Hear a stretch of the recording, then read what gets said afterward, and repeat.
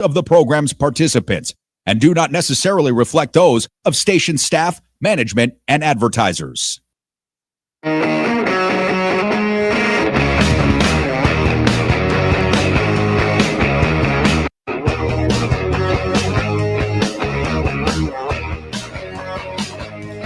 All right, what's up, everybody?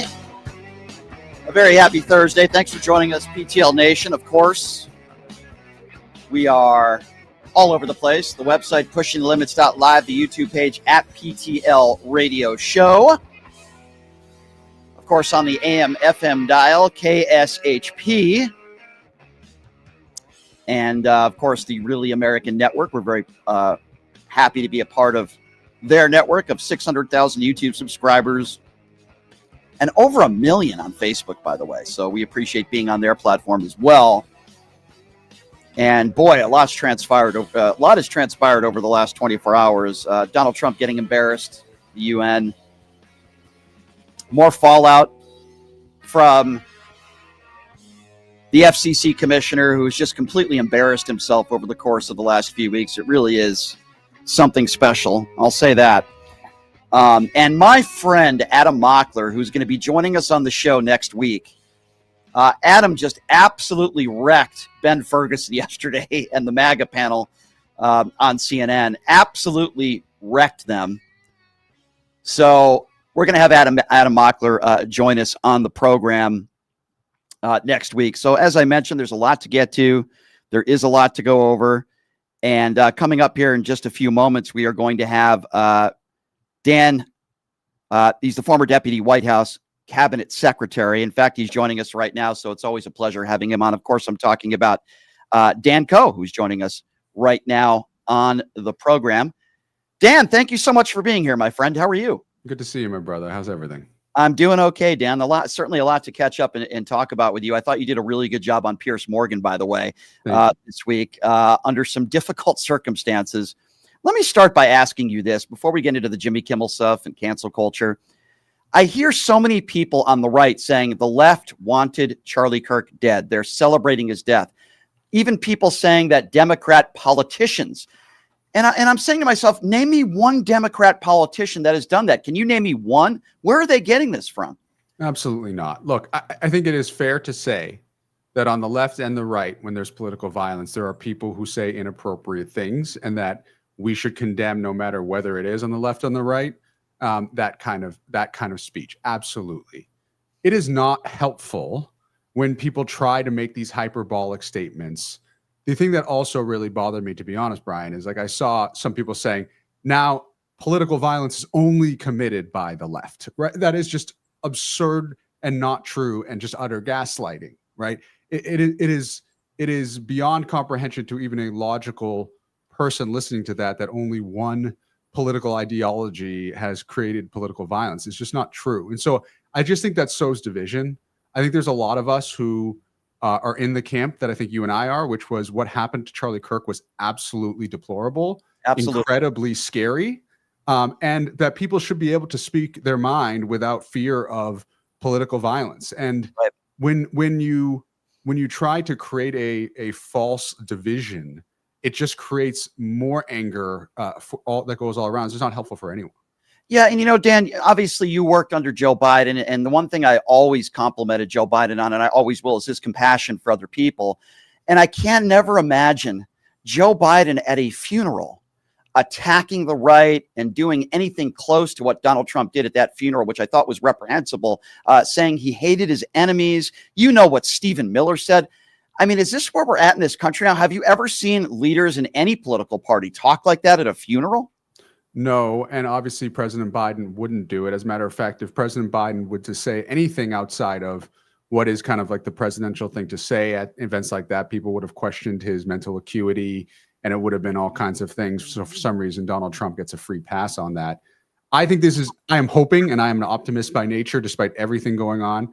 I am hoping that this is a unique time in our history with a unique president who has somehow psychologically conditioned the media and others to find this acceptable. This is just the gravity in which the words of the president influence a country cannot be overstated.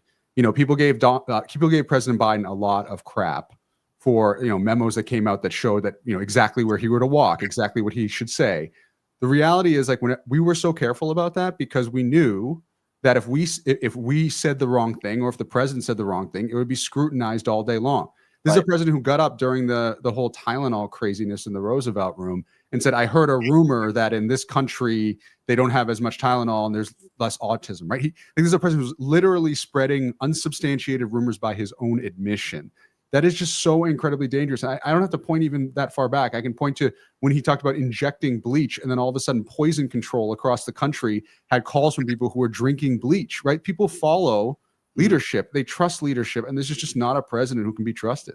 You're right. And then it was Donald Trump the next day who said, oh, well, he was just joking. Just like when he said the war would end in 24 hours. And we know where the war's at right now in Ukraine. And he said, oh, I was just being sarcastic. If you're just joining us, he is Dan Koh, the former deputy White House cabinet secretary under Joe Biden. Let's talk a little bit, if we can, about Jimmy Kimmel, because, I wanted to get your thoughts on this. Jimmy Kimmel made a joke about Donald Trump. The reason why is because Donald Trump, as you know, was asked about his friend, how are you holding up? And then he starts talking about this stupid ballroom.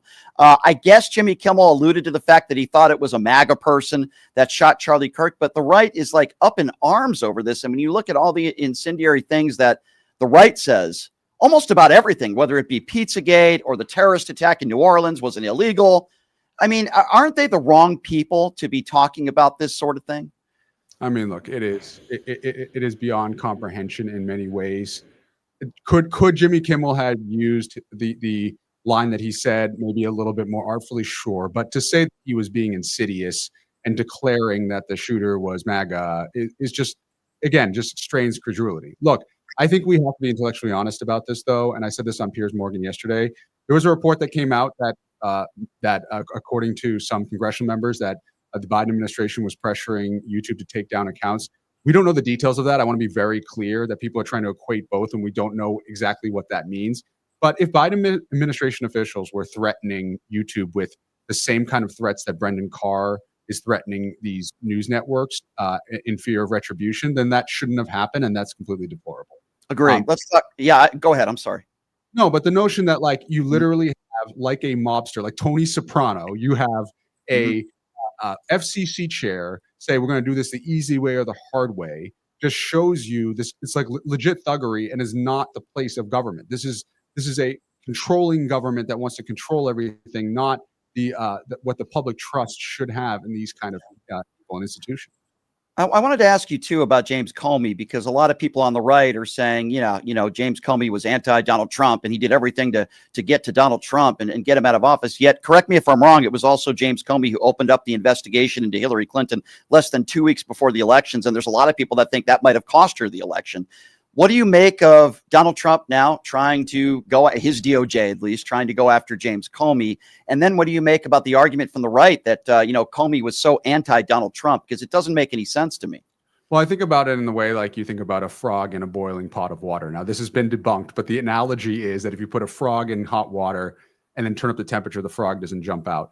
He is continuously going after his political enemies, starting with ones that he believes aren't going to make as much news, turning it up to Comey, and then he's going to keep going, right?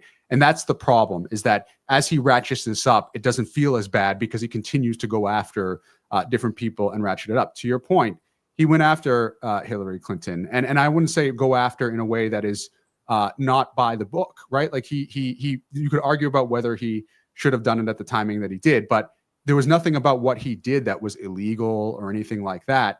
But I think it is a good example of Donald Trump's brain, that he later reflected to friends that he was surprised that Democrats were mad when he fired Comey, because he figured they would all hate Comey because of what he did to Hillary Clinton. I think there are a lot of people who are frustrated about what James Comey did at the timing that he did, but no one ever questioned the institution of the FBI or any of that in that process, which is why people saw what Donald Trump did to be so objectionable, despite the fact I think a lot of Democrats were very upset with James Comey. So, Donald Trump just sees retribution as the end all be all for him. It doesn't matter, it doesn't matter if people are right. And that's another thing too. It's one thing to censor somebody or to penalize somebody for saying inflammatory language or saying racial slurs on TV. It's another thing if you're just silencing truth you don't like. And that's what Donald Trump is doing by suing 60 Minutes, by suing Wall Street Journal for something that turned out to be utterly true. It's about control, and it's about what kind of content he finds acceptable, not truthful or untruthful content, and certainly not inappropriate versus appropriate content. So, Dan, I think we all know why Donald Trump doesn't want to release the Epstein files, and I think we all know why he doesn't want anybody talking about it. The argument I get from some people on the right is, well, why didn't Joe Biden release the Epstein files? Now, my understanding is that the Maxwell case was going on and it was sealed. Can you shed some light into that when you hear the argument from the right that says, well, why didn't Joe Biden and his administration release the Epstein files? What do you say to that? You were in his administration. I think there are two aspects to this. One, I think it's very clear, is clearly documented on January 3rd of 2024. The Southern District of New York released more than 900 pages of Epstein files. As a matter of fact, many of them were in the binders that were in that famous scene now, infamous scene of all these influencers holding them up. So to say that the President Biden administration did not oversee any release of the files just is objectively not true. But on top of that, you have a president who campaigned on saying there was so much more here. We're going to get to the bottom of it. Candidly, it is bonkers to think, given how much footage there is of Donald Trump with Jeffrey Epstein, that he was ever going to be the pioneer on this, that people would ever take him seriously, that he was going to bring justice to the victims. And so this is all a smokescreen to try to deflect blame. But if you're going to go out with one of your chief campaign promises is you're going to release everything, then you should follow up on that at the very least. And at the and on top of all of that, you have all of these victims who are demanding more transparency. And he's obviously, let me put it this way. This is not the behavior of somebody who is innocent, right? This is not a behavior of somebody who is not concerned with what's in the files, or else you would have already released him. And that's pretty much all you need to know. What did you make of the moment when Eric Swalwell asks, who's done this show before, asks Kash Patel over 7 or 8 times, did you tell Pam Bondi that Donald Trump is in the Epstein files? And he doesn't answer the question. I mean, what did you make of that moment? Obviously, we know what the answer is, but what did you make of that? It's a very interesting microcosm of the biggest difference between the first term and the second term of Donald Trump. In the first term, Donald Trump, I'm not sure he thought he was going to win, candidly. And I know for a fact that he hadn't set up a transition team in the typical way. And so he ended up putting in a bunch of experienced Republicans in his administration who weren't necessarily on his campaign and weren't necessarily loyal, candidly, to Donald Trump. And so you saw for the first 3 or 4 months, the chaos, people quitting, cabinet members quitting left and right, et cetera, because they could not exist in a structure that was so unethical and sporadic like Donald Trump. Right. The reason why I go through this is because this time he didn't make that mistake. He prioritized loyalty over everything else, including competence, right? And so he puts Kash Patel in there because he knows there could be incriminating things that come out of the FBI, and he wants a loyalist there who will cover for him, which is exactly what Kash Patel is doing. It's the same reason why he's doing it with Pam Bondi. And, by standing by her when Laura Loomer and others are going after her, it's not because he's a good guy. It's because he wants her to continue to cover up for him, to go after his political enemies. And this is all part of Donald Trump's loyalty pledge that he wants from not just his administration, but the entire country, right? He's just trying to silence as much opposition as possible. And that was just a microcosm example of that, because Kash Patel is loyal to Donald Trump to the point in which he will lie for him. Absolutely. And I think that's the case with many people in Donald Trump's administration. Last question. And I don't really like asking questions about the past. I like asking about the future. But since you worked under Joe Biden, I do want to ask you this. I've praised Joe Biden for a lot. I was a supporter of his. Obviously, I voted for him. With that being said, one of my biggest criticisms of him was that he didn't step down sooner and at least give somebody like Kamala Harris more time to campaign. Now, as you know, Kamala Harris is on this book tour. And she was asked about that on The View. And she said, yeah, it would have been better if, he had stepped down. I'm paraphrasing here, sooner. What do you make of that? Do you agree with that? And do you believe that ultimately Joe Biden did make the mistake and he probably should have made that announcement earlier? What are your thoughts on that now looking back? Look, I think it is fair and it is honest that we should look at what we did in 2024 and what we shouldn't do again. The vice president's getting a lot of heat for being honest. I don't really think that is fair. She's a private citizen now. She's not in the White House anymore. She had 107 days to pull off a presidential campaign. It is asinine that people are still saying, oh, well, she that was enough. And if she had more time, it would have been worse for her. Like Donald Trump had been campaigning for president for 10 years. She had 107 days. So give me a break on that stuff. Look, I think we need to separate two things. One is how we move forward as a party in terms of how we nominate people, how we think through the process. And then what Kamala Harris was referring to with regard to reckless was having a larger conversation about whether re-election and the conversation should be a broader one, right? That's what she was saying. People perceived it to be that she was just calling Joe Biden reckless in a vacuum. She wasn't doing that. But I think as we move forward, we just need to think through, like, we have an amazing base of Democrats. I also think that potentially the 2028 candidate field, there are going to be names in there that you and I don't even know really right now, right? If you think about Barack Obama, he came pretty much out of nowhere over the course of, five years or so to become president. And so I think we need to continue to grow our bench. We need to continue to find ways to showcase Democrats. I think, Ken Martin's thinking about doing a midterm convention. I think that's a great idea because there's so many good ideas out there. And I think DC loves to kind of just like attach to a few people and just talk about them every time there's something happening. And if you look at like I worked with mayors and governors in the White House, right?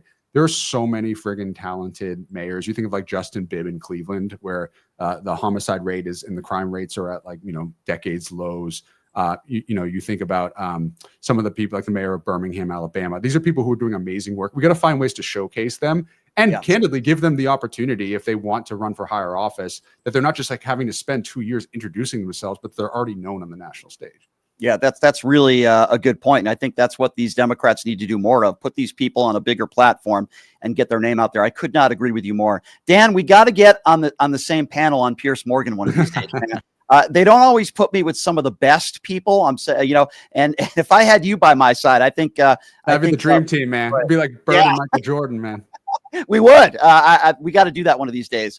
Dan, I appreciate you, man. Keep up the great work and speaking truth to power. And we'll talk to you soon, my friend. Okay. Thank you so much for the time, as always. Thank you. Take care. Thank you very much. Dan Koh, everybody, the former deputy White House cabinet secretary, as we wrote on the bottom there. Sorry, we got the spelling wrong. He's not the secretary. He's the secretary. I want to make that clear, but that's okay. Dan's a great guy. And I'm really appreciative that I'm able to work with him and I'm able to, just be able to have private conversations with him and honest conversations with him. And I'm really glad that Piers Morgan and other national entities. I mean, Dan does the CNN all the time. He does MSNBC. Boy, I wish they would get him on Fox News because I think he's a very bright young man who I believe could be running for office at the highest level one day. I really do. So we really do appreciate Dan. So here's what I want to do. I want to quickly go to break. And then when we come back, I will introduce my new co-host. You know him already, Leonard Cardinale. And then, of course, we're going to play some audio of J.D. Vance embarrassing himself yesterday. And again, Bessent on Argentina. Some of the statements that he made were just so asinine. And Adam Mockler just destroying Ben Ferguson on CNN was very enjoyable for me to watch. We'll discuss all that with Leonard coming up next. We'll take a quick break. We'll also take phone calls, of course. You're listening to Pushing the Limits right here on KSHP. Hey, everybody. Are you struggling to find a pizza place that reminds you of Brooklyn? That true blue New York style pie? Well, worry no more. Stallone's Italian Eatery Pizza is a knockout. We're located at 467 East Silverado Ranch Boulevard, just off of Premium Road, half a mile east of South Point Casino, just minutes from the Las Vegas Strip.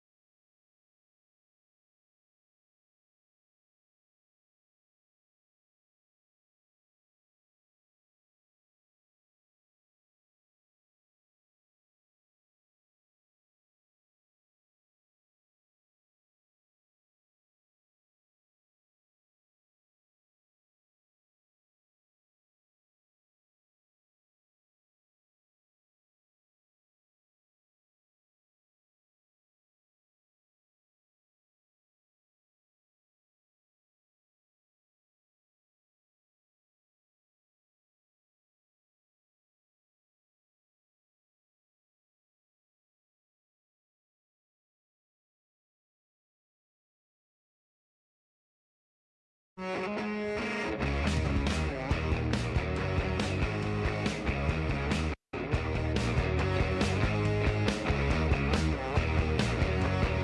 right, welcome back. It is Pushing the Limits on a Thursday. By the way, busy show tomorrow. Really excited to have Pete Dominick on the show. He's a CNN contributor, a former MSNBC contributor, and a very funny comedian. He's going to be joining us to start the show. You know, I haven't had Joanna Carducci on the show in a while. She's known as JoJo from Jers. She's going to be joining us on the show tomorrow. And, of course, the beautiful and talented Nicole Mitchell. So nothing personal, but I do enjoy looking at Nicole a little bit more than Leonard. But, you know, to each their own. But Leonard is still a very distinguished, good-looking guy. And the announcement that I made yesterday that Leonard will be co-hosting with me Tuesday, Wednesday, Thursday every week. Is that right, Mr. Leonard? Yes, I am ready to go, and we have some special stuff lined up for next week. Yeah, we're going to have some fun, and I'm glad you're here. And I'm glad to be here. Keeping me Thank you. calm, and I like your Vegas Golden Knights shirt that you're wearing. Let's today, go, too, by the way. Knights. Yes, that's right. I'm going to the game Third tonight. preseason game. Yeah, it is. Third preseason game today. So listen, we all know that J.D. Vance says a lot of stupid things, and he lies. He started the whole, dog eating the dogs and the cats nonsense. We also know that this is the interesting part of this clip that I'm going to play for you, Leonard, because if you remember, J.D. Vance was the guy who called Donald Trump possibly America's next Adolf Hitler.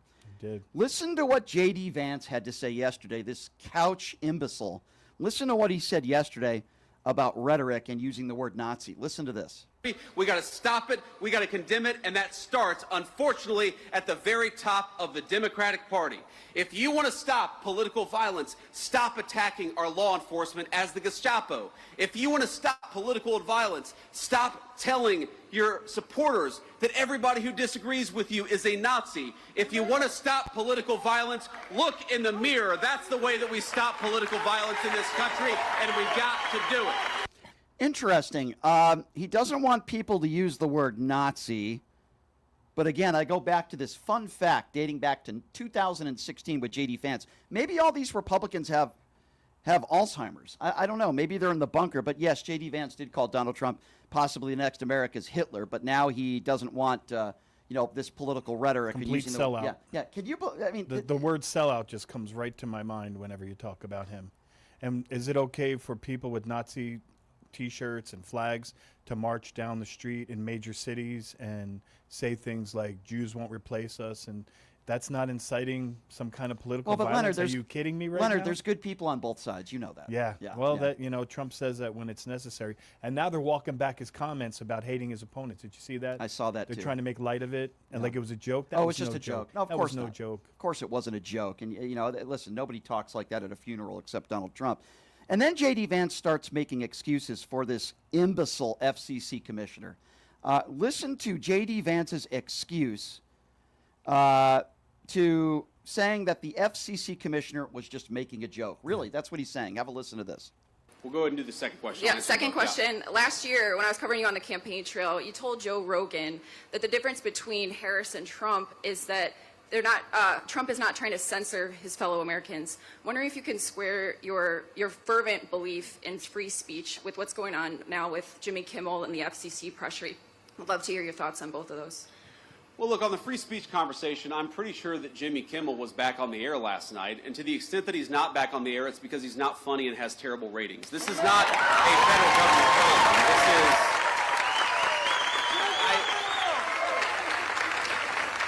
And kid, I want to answer your question in good faith. What people will say is, well, didn't the FCC commissioner put a tweet out that said something bad?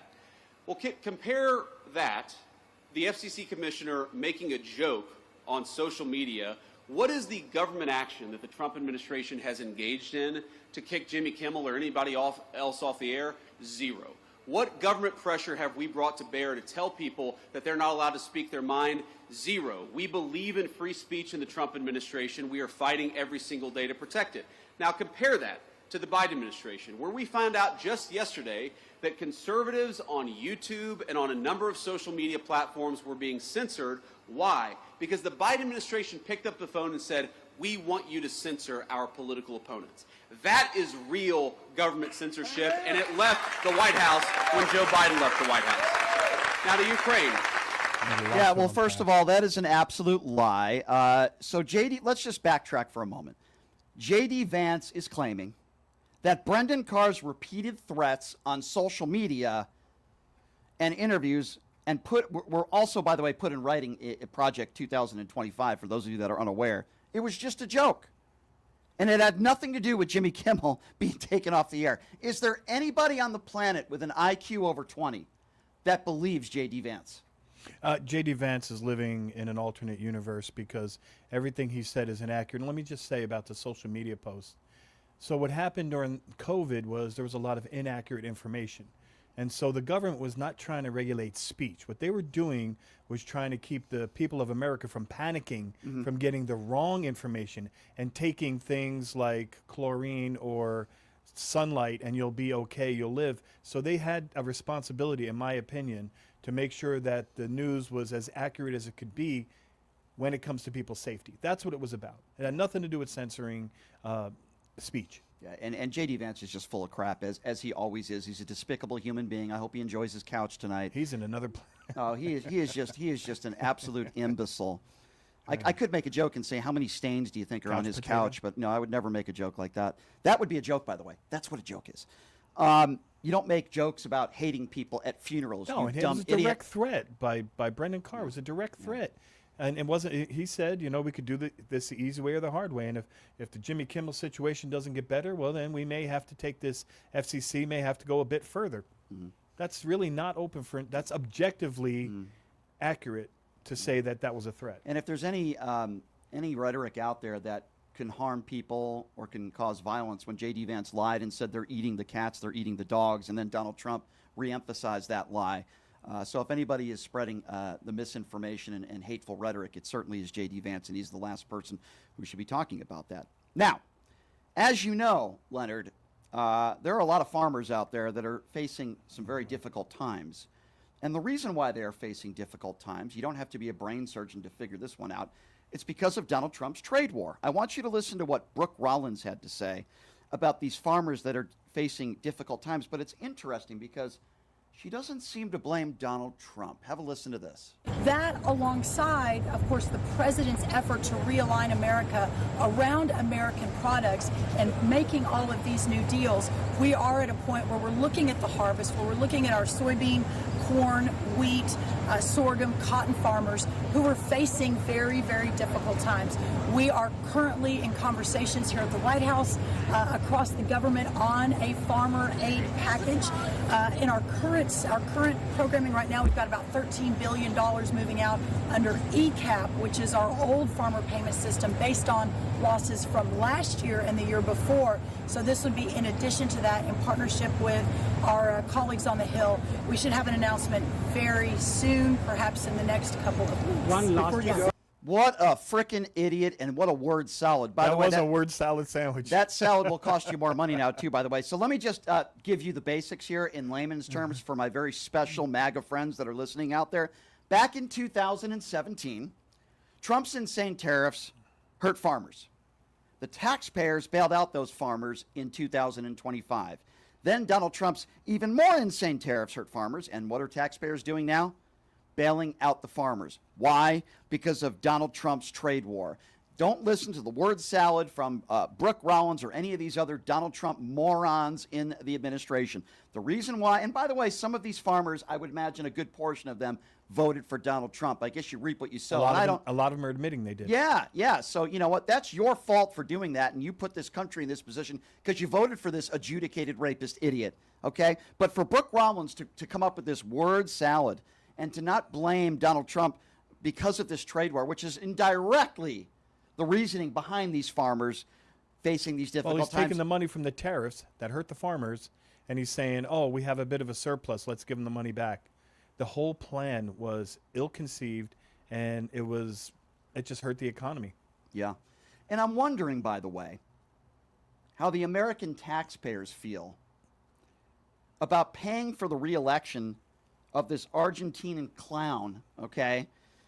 And Donald Trump ran on a lot of things that were lies, but he always talks about America first. I want you to listen to what Vicente had to say about Argentina on Fox News earlier today. Have a listen to this. I want to get your take on Argentina because, Mr. Secretary, Argentina's peso sliding, politics and capital outflows rattling investors there.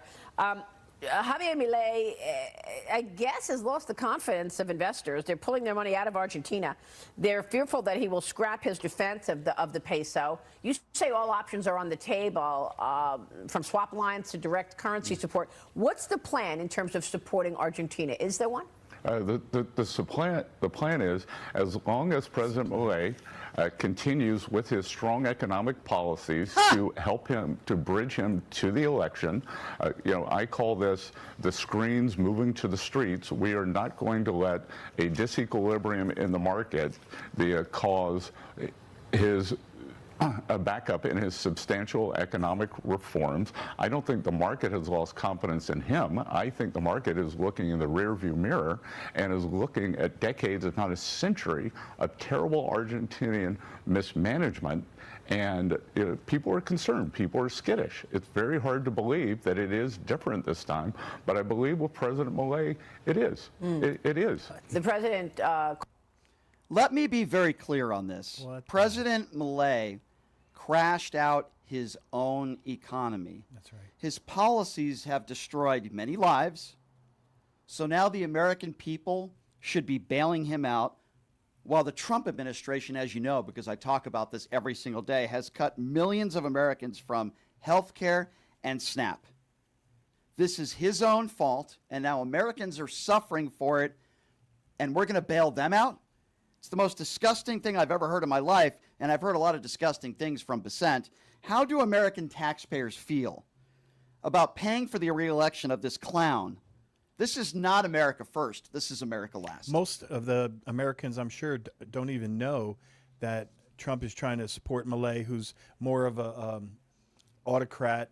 He's more of a dictator type, and he believes in austerity. When you talk about the economy, austerity means you just cut the money off to the public employees, the bottom line. You close businesses, you sell equipment.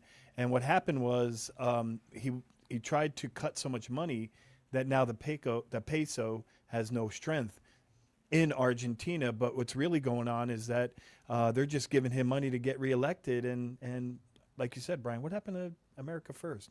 Why is he giving? Was it 20 million or 20 billion? I can't remember. It's a lot. It's a lot of money. I can't remember. I'm sorry. Yeah, I think it's more than 20 million. And the fact of the matter is that those who claim that Donald Trump was an America first president, he's a Donald Trump first president, and he'll help everybody else if it helps him financially or if people coddle to him. Now, on a lighter note, friend of the show, I've known Adam Mockler for years now. He's a very, very intelligent, smart kid, young man who's a part of Midas Touch, and I started interviewing Adam Mockler way before Midas Touch got him. And I knew this young man was going to be very successful, and boy, is he ever. He did a great job again on the Abby Phillips show last night. Now, he was debating one of the MAGA clowns that was on the panel. There were two of them. One of them's Ben Ferguson, who is just an absolute right-wing imbecile. I mean, I can't believe I'm even going to say this, but I think he's even worse than Scott Jennings. Wow. And Scott Jennings is pretty bad. Scott Jennings is pretty bad. I think Ben Ferguson is actually worse. Now, I don't know if you guys got a chance to see my friend on CNN last night. He's going to join us on the show next week to talk a little bit about this. But so Adam Mockler's trying to make the case that, because, Ferguson's saying that, listen, the Trump administration, they're going to investigate anybody if they do any wrongdoing. And they were talking a little bit about how Hunter Biden was investigated under Biden's DOJ. And Adam Mockler asked Ben Ferguson a very fair question, which I think any reasonable person that's not biased would be able to answer. Have a listen to this.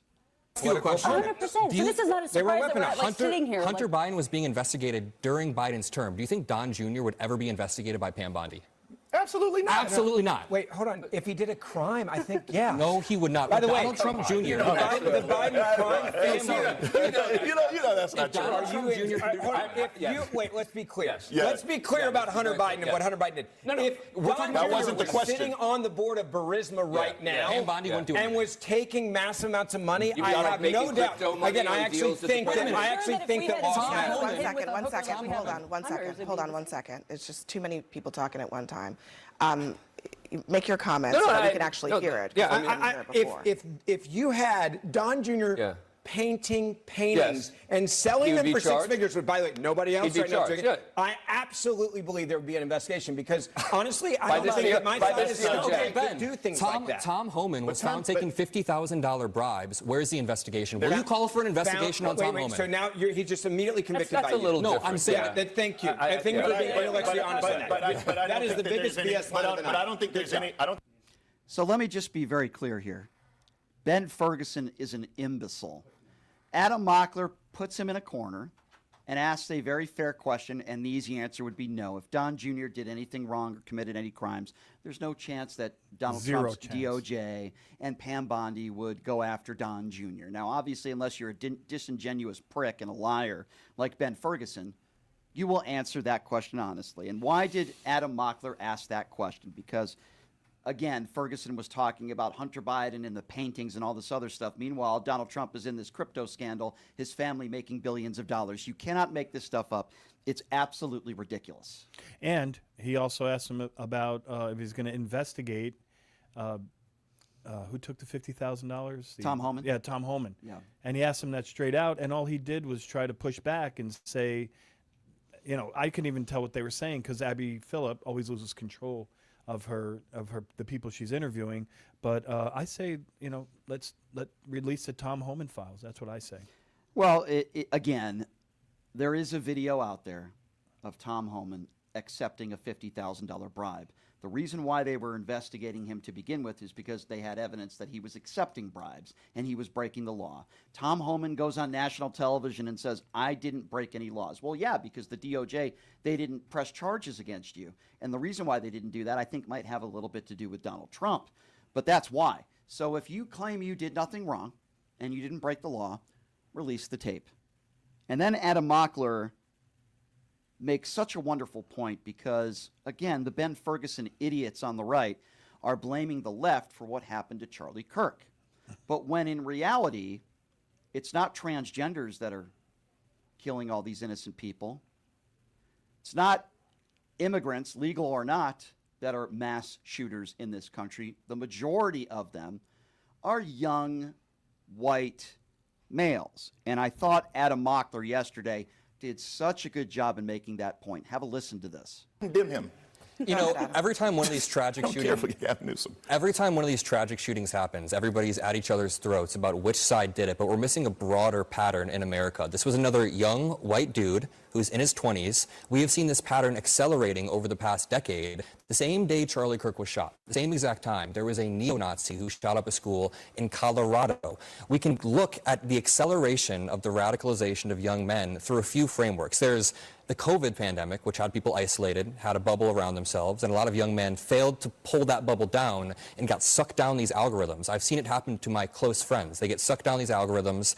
We have foreign actors trying to sow chaos in America, sow division. How much does Putin salivate when he sees us at each other's throats? Then we have domestic actors, people like Elon Musk, riling it up. So all of these factors, wait, hold up, Ben. All of these factors come together to create this pattern that we see of young men in my age range committing these shootings. And if you want to sit here and go back and forth, tit for tat, I can say Dylan Roof, Robert Bowers, John Earnest, none of these were black people, none of these were trans people, none of these were even Democrats. These were neo-Nazis who had things carved into their guns. You can sit here and muddy the waters, but you are just lying. I just don't want innocent people to die. Sue me for that.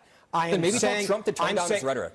If you think this is exactly, you literally just went into an entire argument. So Abby, let me go back to the Can I make something that might be a little bit more controversial than that? Hold on a second. Sure, go ahead. This is the part that should not be this hard. He says he hates his enemies. Hold on, Adam. Who says he hates his enemies? That is true. He did say he hates his enemies. Again, I repeat one more time.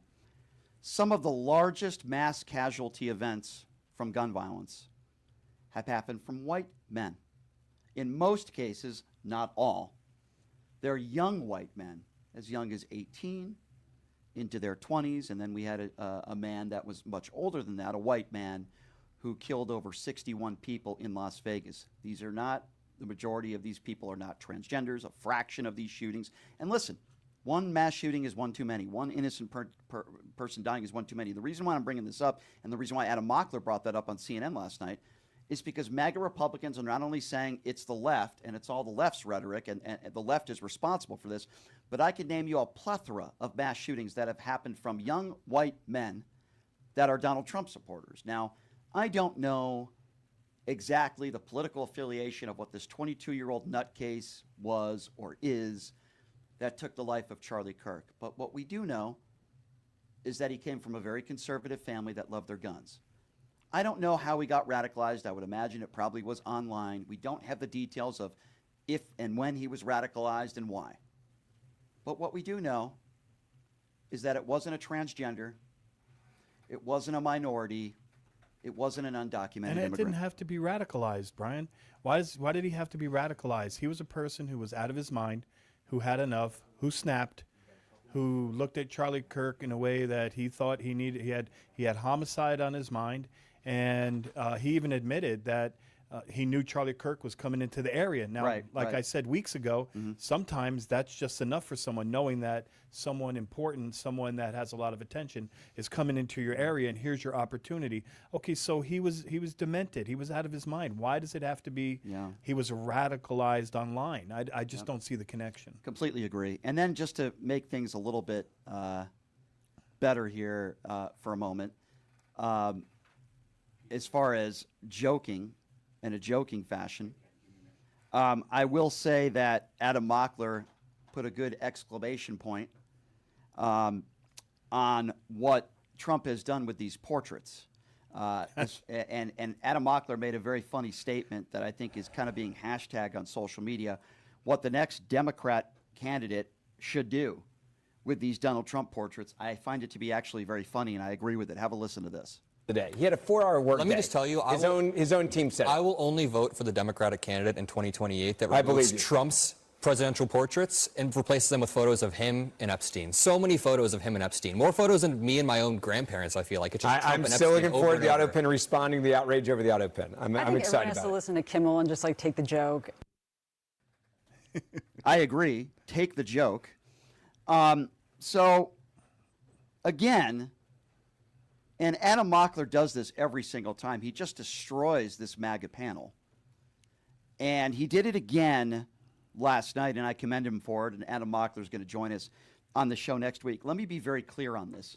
Ben Ferguson is a right-wing MAGA buffoon. Ben Ferguson is a liar. Ben Ferguson shouldn't be on these panels because he's a complete and utter imbecile. As we go to the, I want to go to the YouTube super chat real quickly, if I may. Lori, thank you very much for your contribution. Lori says, hi guys, farmers know that the bailout that they get is the same as helping low-income families with school meals for their children. Sad. Lori, I completely agree with you on that one, 150%. Good point. Yeah, absolutely. Can I say something on that? Because it looks like selective subsidies. So yes, we're going to subsidize the farmers because they tend to vote for Trump. But what about the bill they have in front of the Senate right now to pay the bills for America? But within that bill, you know what they're doing? They're cutting Affordable Care Act. They're cutting out the subsidies for Obamacare, and it's for mostly middle-income families. So on one side, they don't want to give subsidies, right, to people who really need it, to middle-class families. They want to give it to the farmers because it's a political move, in my opinion. Yeah, I tend to agree with you on that. So obviously there's a lot that we're going to be getting to today and to be discussing. For those of you that are going to be calling in, these are the topics that we're discussing today. First of all, J.D. Vance's statements about political violence and disagreeing with using the word Nazi when he was the actual person who called Donald Trump America's next Adolf Hitler. And again, J.D. Vance making excuses for the FCC commissioner. So that's certainly one topic that we are talking about today. And members of the Trump administration making excuses for why these farmers are having it so rough right now. We know exactly why. It's because of Donald Trump's trade war and these tariffs. You're absolutely correct. And then bailing out Argentina. I thought this was America first. Why are we throwing all this money to Argentina to help their economy when the president is an incompetent fool who crashed his own economy? Why are we doing that while we take Medicaid and food stamps away from millions of Americans? Can somebody please explain to me that? And, of course, we just played some clips from my friend Adam Mockler, who I thought did a great job. All right, 702-221-7283 is the number to call. Again, 702-221-7283. Let's go to Phil. Phil, you're first up on PTL. What's going on? Hello, Brian. Thanks for taking my call. Sure. Hey, I know I'm not talking about I caught the latter part of your discussion. You wanted to address a certain subject? Well, there's a number of things that we have discussed today on the show. Absolutely, a lot of different things. As I mentioned, still the Jimmy Kimmel stuff, J.D. Vance's statements yesterday. The word Nazi when he called Donald Trump possibly America's next Adolf Hitler. The ICE shooter. Yeah, certainly the ICE shooting that took place, and why we should have to bail out Argentina. So those are some of the things we're talking about. Okay, if you don't mind, I'd like to digress. What did you think of the UN address by Trump? Don't get me started. I was totally embarrassed as an American. Well, yeah, I totally embarrassed. Yeah, I played some of those clips yesterday on the show. We talked about that yesterday, and every single time Donald Trump doesn't have a teleprompter and he's speaking in front of anyone, he embarrasses America and he embarrasses himself. The excuse that they are making is that the teleprompter wasn't working, and now there's a whole investigation into why the escalator wasn't working. He told his friends, told countries that love us that their countries are going to hell. It was one of his own cameramen that tripped the escalator. Right, he got caught at the top of the escalator. Correct. Right. So yeah. So now there's this thing where they think it was a plot. Yeah, he started an FBI investigation. He wants to know why there was an issue with the teleprompter and why there was an issue with the audio and the escalator. And so then Stephen Colbert last night said that they need to hire an escalator investigator. Yeah, I think it's the deep state. Maybe we'll get Alex Jones back on the show, and maybe he can tell us. Thank you for the call, sir. 702-221-7283 is the number to call. Let's go to Ken. Ken is next up on PTL. Hey, Ken, what's going on? Gentlemen, not to sound too much like a conspiracy theorist, but you know how Trump's first wife fell down the stairs the day before she was supposed to go to court and all that? Yep. And I saw some videos today of the Kirk incident. And they could be doctored or not, but what they were showing, the angle, it must have been a Kennedy bullet. You know, one that goes past and then comes back. Maybe it ricocheted off the building behind. But the entrance and exit wounds from a 30-06 would have taken his head completely off. So some energy had to come off. Maybe it bounced off, or it wasn't a 30-06. Well, look, here's what we know. Another angle. Here's what we know. It doesn't take people's heads off. And not think twice about it. Okay, but here's my point. I don't have any real evidence to suggest that would be true. Number two, we know that Charlie Kirk is dead. Number three, I believe we know who's responsible for this. Now, if there is any actual real evidence that his defense team can come up with to what you are saying, then certainly I'm open to that discussion. But all the evidence points to the fact that this kid Robinson was responsible. The 30-06. Let me just tell you, Ken. Let me clarify, because people are listening and they don't know. The 30-06 makes a fairly decent sized hole on the way in, and if it hits bone, if it hit the clavicle or the neck bone or something inside, then the bullet would most likely start to mushroom and split and make a bigger hole coming out on the other side, which is kind of looks like what it did. But it doesn't have, it couldn't take someone's head off. That's just a Dirty Harry expression, and that's not real. Alexa on the YouTube super chat says, "Why are we bailing out any country when they'll take away Medicaid, food stamps, everything else?" Alexa, that's what I'm saying. Completely agree with you. That's what we're both saying. That's what makes selective subsidies. That's what it is. Utterly ridiculous. So I agree with you. All right. Apparently, this is an honor, ladies and gentlemen. We have. Apparently, we have Stephen Miller on the line from the Trump administration. I got to be honest. I didn't think that Stephen Miller would listen to a show like this, or I thought that he would censor me and try to get me off the air. Is that true, Mr. Stephen Miller? Is that you on the line? Yeah, this is Stephen Miller, but this is the real Stephen Miller. And I say that because the Stephen Miller in the White House spells his name like a girl would name herself Stephanie. So that's Stephen Miller. Like Steph Curry's got it right with the Warriors. Gotcha. He's Steph. Gotcha. I spell my name Steven. So that's why I am the real Stephen Miller. I call him Stephanie Miller. Let me ask you something, Stephen Miller.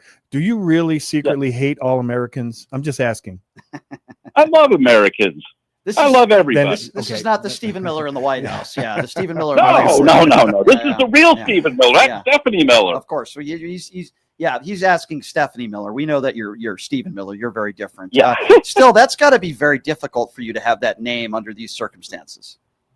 Oh, I'm old enough to be back in the day when the Steve Miller Band was very popular. I used to get teased about that. So that's kind of why I went to Steven for a while. Yeah. And now I'm back to Steve because I don't want to be associated with that guy. Not to be associated with the band. Not to compare the singer Michael Bolton to Stephen Miller, because I think from what I know, Michael Bolton's a really nice guy. One of my favorite movies is Office Space. And there's a guy in that movie, his name in the movie is Michael Bolton. And he's just harassed and annoyed that everyone talks about Michael Bolton's music.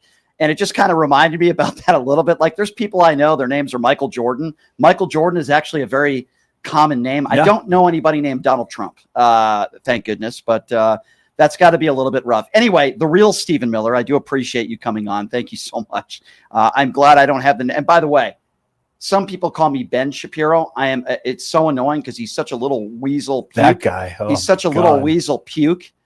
Wasn't he on Bill Maher a couple of weeks ago? And Bill Maher just had no patience for him because every time he got done speaking, he's like, well, you didn't say anything there. You didn't answer the question, because Ben Shapiro just spouts out just talking point after some people love him. He's popular. Yeah. I don't understand why, but then again, there's a lot of hateful people out there on the right. He has nice hair. Like Laura Loomer and others, there's a lot of hateful people on the right that sadly have large platforms and make a lot of money. I think Ben Shapiro's a horrible person. I only bring that up because, sometimes when I request credentials and I go to certain events, there have been a few times where the credential says Ben Shapiro, and I'm like, oh God. Or I'll get people coming. You got to bring a marker and I'll get people coming up to me and they'll say, "Are you related to Ben Shapiro?" I said, "Thank God, no. He's the opposite of what I stand for. That guy is a bigot. He's a coward. And I do believe that if Benjamin Netanyahu bombed America, somehow Ben Shapiro would find a way to defend Benjamin Netanyahu. He is an idiot, and he also goes around talking about how bad certain Jewish people are. Let me tell you something. As someone who is in that religion, let me tell you something. Just because Ben Shapiro wears that little yarmulke on his head doesn't make him a good Jew. In fact, I would say to the contrary. There's a lot of people that I know that are Jewish that think Ben Shapiro is a disgrace to Jews. That's how I feel. Ben Shapiro, you're not only a disgrace to Jews, you're a disgrace to the United States of America. You are a bigot and a coward. And just like Charlie Kirk, much of your life, you only debate a bunch of 18 and 19-year-old liberals on college campuses that are ill-prepared because you are a coward. Did you ever go on Piers Morgan with him? No, I would love to. At the same time? I would love to, though, and I've gone after him on the Piers Morgan show. I've debated Michael Knowles, who wears the Ben Shapiro knee pads 24/7. Let's go to Carl. Carl is next on PTL. Hey, Carl. Hey, Brian and Len. Hope you're doing well. Hi there. Listen, I got a funny little thing. I don't know if you heard of this, but Trump has just now added a presidential walk of fame to the exterior of the White House, featuring portraits of each of the previous presidents, except for one. Mm-hmm. There's no one for Joe Biden. I mean, psychologically, this is childish vindictiveness. I've never heard anything. Well, if you want to go childish, I think the Democrats need to play the same game. And by the way, I am not joking around. You want to talk about Donald Trump's legacy? I agree with Adam Mockler. Let's get a Democrat president in there that replaces every Donald Trump photo with a picture of him and Jeffrey Epstein so that everybody walks into the White House, remembers who Donald Trump is and who he associated himself with. That's what I think, Carl. And by the way, I'm not joking when I say that. Replace all of Donald Trump's photos with photos of him with one of the biggest sex traffickers ever to walk It's the embarrassing. face of it's the at earth. the White House, and it's embarrassing. It's completely embarrassing. Brian L. on the YouTube Super Chat says, Jessica Welch called Scott Jennings and Trump's inner circle fluffers. They take turns keeping his ego hard to curb favor of dear leader priceless. That's a good one. I would say Scott Jennings is a fluffer for He's a word salad sandwich and no credibility. Absolute disingenuous clown. Spent all his credibility I agree. in the field of journalism. No doubt. I agree with you, Brian. Let's go to John. John is next up on PTL. What's up, John? Hey, guys. What's up?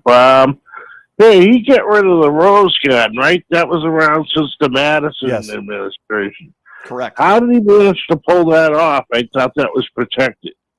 My understanding is, unfortunately, it's not. We can also go back to the days where Melania Trump, when she actually lived in the same zip code as Donald Trump, she had tennis courts built there. In fact, I remember on the day on January 6th, she was replacing carpets and stuff, and she cared more about that than what was going on during the insurrection. My understanding, sir, sadly, is that it is not against the law. I find it utterly disgraceful. I find it despicable. Especially what he's doing with this gold in the White House now, looking like a cheap pawn shop. Yeah, they showed on social media, they showed them online, and you could buy them at some antique store, the same ones, and they're not even gold, they're gold coated. Ugh. And now he's got this ballroom that he keeps showing off, and he just reminds me of Hedwig from Glass. I don't know if you know who that is. Yeah, I do. The 9-year-old kid. Okay, Yeah. so They're trying to talk to him seriously, and he's like, Go ahead. The next president gets into this. Do they put the Rose Garden back? I would hope so. Get rid of the stain of Donald Trump and get rid of his underwear as well. Get rid of everything that is Donald Trump in there. But again, if they want to replace his pictures with pictures of him and Jeffrey Epstein, I would be totally okay with that, my friend. They're definitely going to have to redo his bedroom, get a little deodorizer in there. Going to have to do something like that. Get rid of all the MAGA herpes in the White House. 702-221-7283, the number to call. Let's go to Gary. Gary is next up on PTL. Hey, Gary, what's up? Talking about Ben Shapiro. Are y'all any kin? I'm sorry, what? Repeat that, Gary. I'm sorry. Are you and Ben Shapiro kin? Are we family? No, we're definitely not. I think he might be. Oh, okay. I didn't think he was. No. But anyway, he does nothing but lie. But is it just me? And this is the only thing I got to say. Is it just me, or does he talk like a munchkin? He sounds like a munchkin when he talks. Well, I don't know if I'd use the word munchkin. I think he talks like a bigot. I said the same thing about Charlie Kirk. His voice. He's a bigot. Well, he's a little weasel. He's like, well, let's talk today about the radical left. Hi, I'm Ben Shapiro. Wait, I got a duck here. Let's talk about transgenders today, and let's talk about the radical left in the media. Let's talk about that. Let's talk about how wonderful Benjamin Netanyahu is and Israel. They're doing such a great job with committing genocide in Gaza. Let's talk about what a wonderful job. Oh, I want to fire Candace Owens because, and by the way, I don't defend Candace Owens. This is Brian Shapiro talking now. She's an idiot, but let's fire Candace Owens because she's probably, she's anti-Israel. Hey, Ben, how do you feel about America tilting to the right? Oh, I think it's great. I mean, I even though I'm Jewish and my name is Ben Shapiro, I would have no problem with Donald Trump wearing a swastika. Hi, I'm Ben Shapiro. Well, we know Biden did a great job, when he was in office and did the infrastructure bill. Yeah, but and do you still I think what it is, he reminds me of Trump. Trump's got a annoying voice, and Ben does too. I guess my only point. Many people are saying that, sir. Many people are saying that. Again, hello, everybody. I'm Ben Shapiro, and I have some wonderful people around me. Is that a fact, Ben? Including, many people are saying it. Yeah, many people are saying it. Michael Knowles, really smart guy. He might be in the closet, but he's a very smart guy. I'm trying to make what's his name? Matt Walsh, not to be confused with Joe Walsh.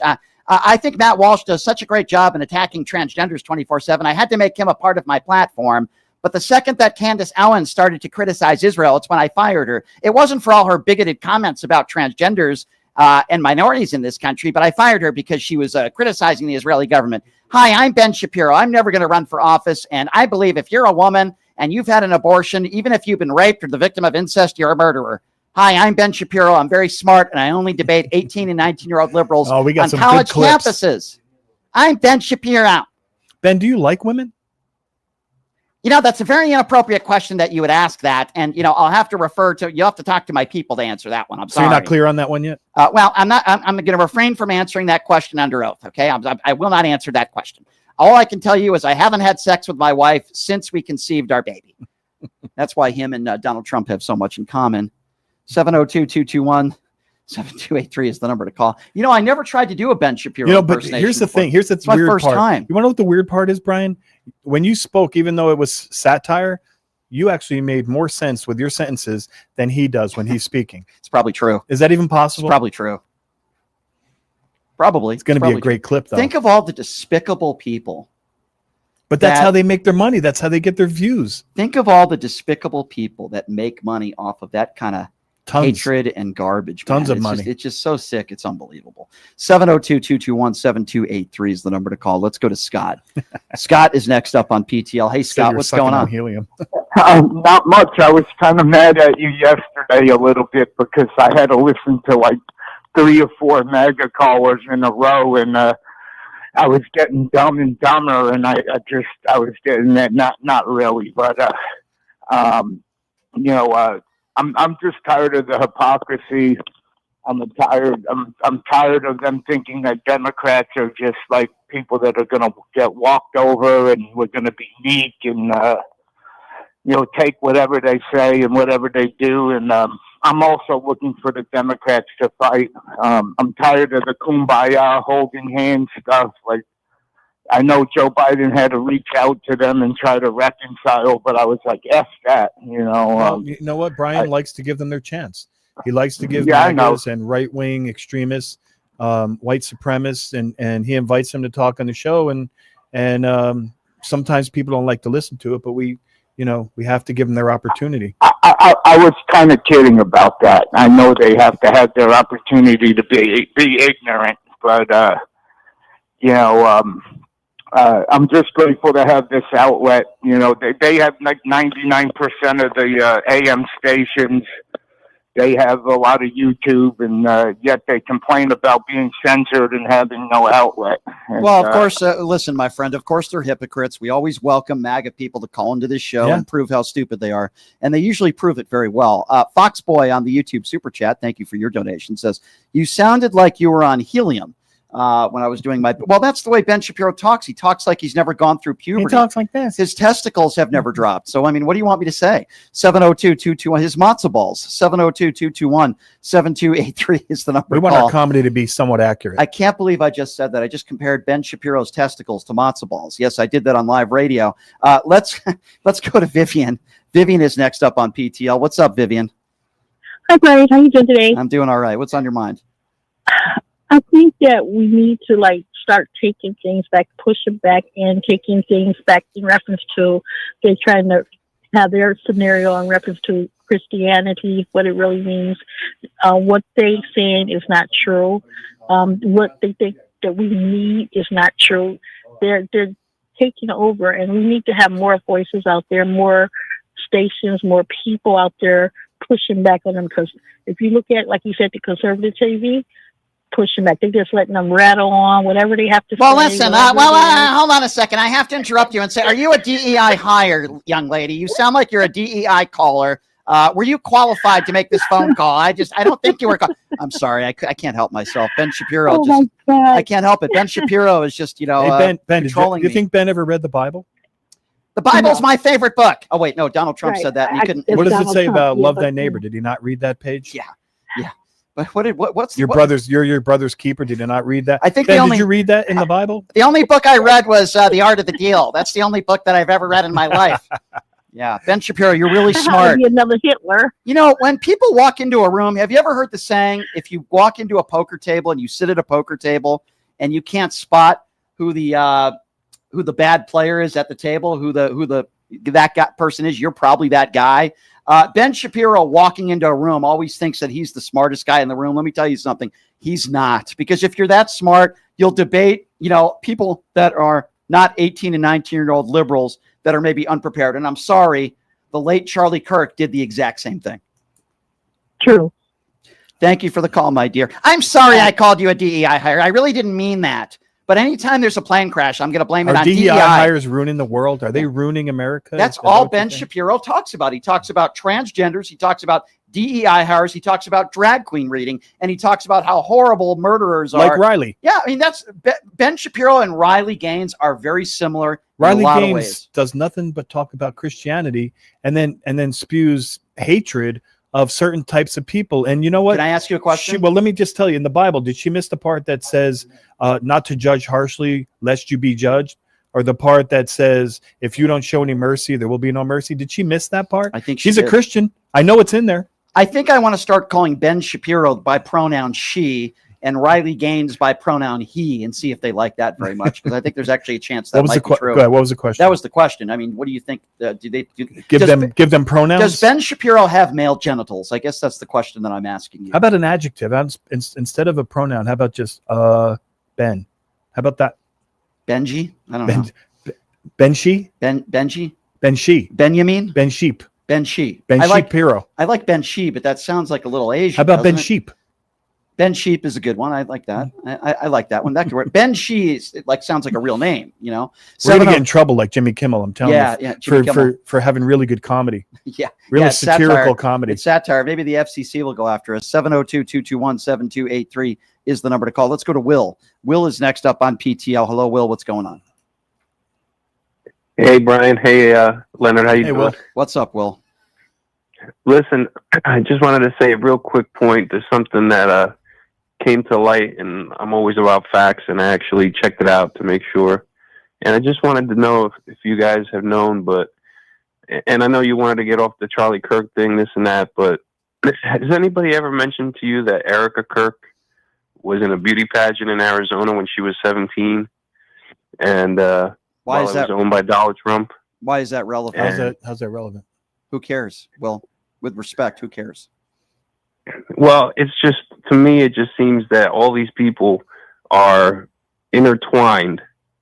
Like, birds of a feather flock together. Will, are you aware that Donald Trump bragged about going into those teenage dressing rooms on the Howard Stern show? So if you want to talk about teenagers and beauty pageants, maybe that's how they met. If you want to talk about beauty pageants and teens, why don't you ever bring up the fact that Donald Trump bragged about going into those dressing rooms? Doesn't that bother you? Who cares if Charlie? Of course it does. Then why would you support somebody like that? No, I'm not supporting it at all. Today, I'm just saying that there is a connection. What? Who cares? With all of. What do you mean? Help me understand. Well, I'm sorry. I'm having trouble following you. What do you mean there's a connection? What I'm saying is that when you have this type of corruption, there's people willing to corrupt with you, and you have to have common. Okay, I misunderstood your point. So you're saying that. Okay, I apologize. I think I misunderstood your point, and I jumped on you a little bit there. So you're no. Yeah. That's I totally understand. Yeah, I didn't mean it. So you're hasn't been really talked about. So I wanted to get your point. Yeah, Will, I think I understand, but let me just try to make sure I'm getting you right, and I apologize for. No. That's cool. So you're making the claim, Will, and I think I understand and I agree with you that, there's some connections to who's in the Trump administration, whether it be Charlie Kirk's wife back in the day when she was a beauty pageant. You saw the hug that he gave her, by the way, at the funeral. It was very awful. Let me just say, my wife said she couldn't even look at that video because just naturally, because she's a woman, it just grossed her out. Well, I'm at the point now in my life where I almost assume that when someone praises Charlie Kirk or praises Charlie Kirk's wife, and I know you weren't doing that, by the way, but I'm almost not at all. No, I know you weren't, and I apologize. But I'm almost no apology. I'm almost at the point now where, like, when I hear anybody say anything positive about Donald Trump or Charlie Kirk, it's just like I'm just. Well, I think he was trying to say it's a conspiracy with the beauty pageants and the public speakers and the Trump administration and Caroline Leavitt. She was also in beauty contests. But I would say that's a good. Well, let me just finish. Well, I think that's a good observation. But remember, corruption is its own magnet. So if some people are drawn to corruption, they're drawn to negativity, they're drawn to hatred and racism. And so that can be its own magnet, but there might have been some conspiracy as well. By the way, what I did to Will is almost as bad as what people do to me when they call me Ben Shapiro. So I'm sorry for that, Will. No, like I said, I just wanted to say in terms of how all these people are just so quick to defend this man and, do so unethical things and criminal things. And it's just, I feel like it's like this whole big group that they're intertwined. But Will, they're people of Jesus, though. They're Jesus's children. They're good, wholesome Christians. They're religious people. As a Catholic, I'm offended by them saying that they're Christian because they're doing nothing that is anything that a good Christian would do. And thank you, Will. And I'm sorry I misinterpreted what you were saying. No problem. Thanks for that. Have a great day. I appreciate the opportunity. Thank you, Will. And by the way, someone on social media said, Brian, it wasn't a funeral, it was a remembrance. What's the difference? He's still talking about hating people. A remembrance is supposed to remember somebody and talk about them, not talk about the people in politics you hate. So for anybody, Brian, it wasn't a funeral, it was a remembrance. Who cares? Who cares? Just because his casket wasn't there doesn't mean that you should be saying the things that Donald Trump was saying. 702-221-7283 is the number to call. Let's go to Kathy. Kathy is next up on PTL. Hey, Kathy, what's up? Hello, Brian and Lemner. Just wanted to bring up something. If you happen to have Paul call in, our friend from the UK, because he would have more insight on this than I would. What's not really being reported into the news is that yesterday, allegedly Russia flew some drones into the airport over in Copenhagen and disrupted the air traffic That is for correct. In Denmark, several yes. hours. Yes. Yes. And this is not the only thing that Russia has done. They have also flown Russian fighter jets over Estonia, as well as drones in Romania, in Poland, and Estonia. So something is going on. Well, those are all the border And countries on the other side of Ukraine. Yes, and these are all- Yeah, and Denmark said it was a hybrid of different drones and some other military apparatus that they didn't want to identify at this point. But yes, I think you're saying it was a provocation, right? Right, and these are also NATO nations. Right. What actually concerns me is that you know how our fearless leader is anti-NATO. And these provocations are coming increasingly, and we have not heard our fearless leader say anything about these Yeah, or because condemn he these. favors Putin, and he's letting Right. Putin get away with way too much, in my opinion. And he's just sitting back. And now today, I guess his latest position is, let the boys fight it out, right? Didn't he say something like that in the media, where yeah, we'll keep selling arms to NATO, but they're going to have to work it out, and he will not go against Putin. He just won't. Nope, it's gone from Right. the war will end in 24 hours to I was just being sarcastic. This is Joe Biden's war to let the boys fight it out. Yeah, and he met with the president of Hungary today, who wants additional sanctions lifted because they were sanctioned for buying Russian oil. Right. And he's meeting with them today because the president wants to try to talk him out of the additional sanctions. Exactly. By the way, the portion of this program brought to you by the official gaming bar of the PTL radio show. Of course, I'm talking about Jackson's Bar and Grill, located at Fleming and Jones. Promo They're spot. giving away some amazing, beautiful, and very expensive watches this Tuesday. The more the machines you play there, the more raffle tickets electronically you have. I need in a this watch. drum. Yeah, they're giving away several very expensive watches. Everyone's entered as long as you're playing and you earn points. You get in there. That'll be this Tuesday. For more details, check them out. Great food, great atmosphere, great people. Jackson's Bar and Grill, located at Flamingo and Jones. Tell them I sent you. Let's now go to the UK since he was just spoken to. We always love hearing from Paul. Paul, what's going on? Hey there, Brian Highland. It's thanks for taking the call. Just a couple of things. Hi. Just a couple of things. Just from yesterday, Brian, I've got a slight lisp, so it's not thick as a brick; it's thick as a brick. Just thought I'd say that. Fair enough. Fair enough. There's a little misunderstanding there on the video. Now, on the Argentina thing, my understanding, and obviously there's no proof of this, but with Donald Trump, you should always follow the money. Is that Argentina are the second biggest producers of lithium, and lithium is what Elon Musk needs. So it wouldn't somewhere along the line there's money. Well, everything that Donald Trump does is transactional, right? Including having sex with Stormy Daniels. Yeah. That was transactional. Yeah, that was very transactional. It was, by the way, my understanding, Paul, my understanding is it was $10,000 per second. Because it was somewhere around 13 seconds. So that's terrible. Yeah. Hey, Paul, can I ask you a question since you're calling from the UK? Do you mind if I go ahead? I ask you? Of course. So they're saying that the Prime Minister announced yesterday that they're going to start requiring digital ID in the UK and that everyone has to carry it. And number one, do you agree with that? And is that accurate? And that's how they're going to try to combat immigration. Is that correct? Well, I don't know if that's a firm thing yet. I don't think it's not yet, but they say it's coming. It. Well, I tell you, I've got mixed feelings about things like this. I certainly don't, but I don't believe in any right-wing stances on immigration. If there's one thing we should learn is that you've got to be kind to people. There's no other route. History teaches us this, and I find this spread of unkindness and cruelty that's creeping into all politics, including British, is really insidious and horrible, and I hate it. I'm a guy who carries a pocket full of change when I go into London. So if I see somebody begging, I give them the money. And people will say, well, maybe they're going to buy drugs. I'll say, maybe they need the drugs. I don't know. I just give them the money. They sound like you're a good man. So I find it insidious. Like, for example, you have to carry an ID when you vote now, which is okay. It's no big deal. It's a driving license. I mean, it used to be you didn't have to carry ID. You just give your name and address. But this is a digital ID that you have to have on you at all times, and you can be asked at any time to show your digital ID. That's what's proposed. Well, I quite honestly, I haven't. I have quite an intense type of work life, so I don't know much about it. But I'll research it because I can't give you an educated answer. Gestapo stuff, but that's just my opinion. Well, there's stuff going on in the UK that I don't like. Yeah. I mean, there are people who've been putting up Union Jacks everywhere, hanging on lampposts, and they're not doing it in a nice way. No, you're right.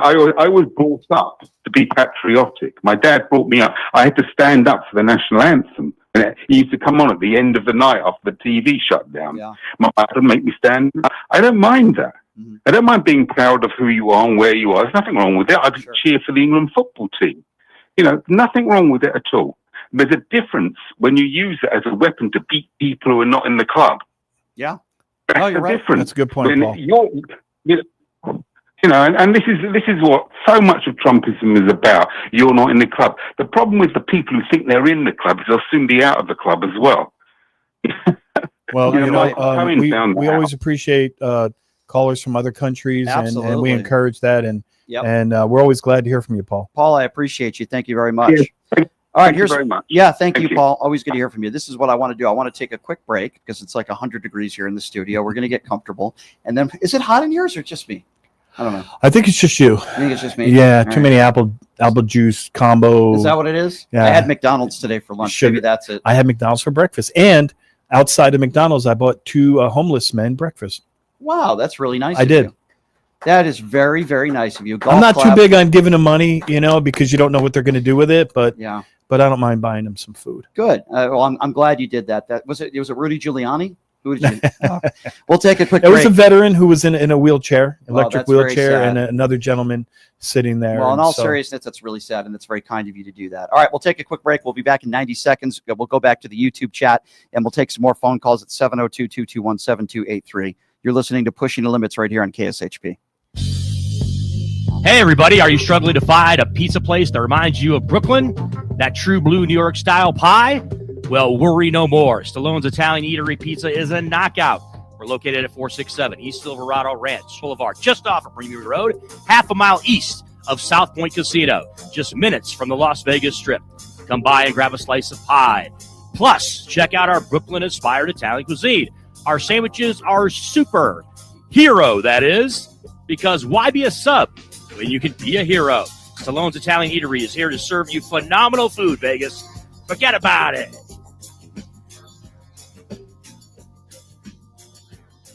You are way too smart, way too talented, way too good to be where you are. You are meant to be making way more money, feel way hotter in your body, and having way more fun. Hi, I'm Nicole Mitchell, and I'm a life coach. I help you get hotter and richer. If that is what you're looking for, you can find me at NicoleMitchell.com. My name, Nicole, is with a K, NicoleMitchell.com. You can reach out to me on my website or on Instagram, and I will be happy to be in touch and figure out what you're looking for and how I can support you in getting there. Who would have thought there'd be so many kids playing ice hockey in the desert? Jake Helb's Hockey Foundation and the Las Vegas Ice Warriors, founded by Gina Yousafzai 8 years ago, made it possible for families who can't afford the equipment and fees. Donate today at www.hockeyforkids.org and help us continue making a difference. Join us in supporting Jake Helb's Hockey Foundation and the Las Vegas Ice Warriors, where every kid gets a shot at the starting line. Just a reminder, our website is www.hockeyforkids.org. Kiss World Mini Golf.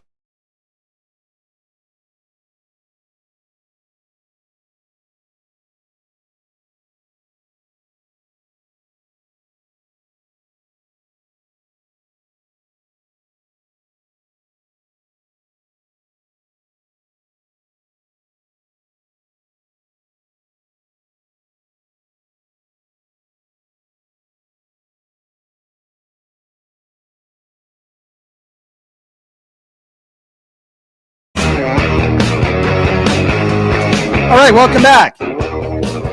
Pushing the limits on a Thursday. Thank you so much for joining us. Programming note for you.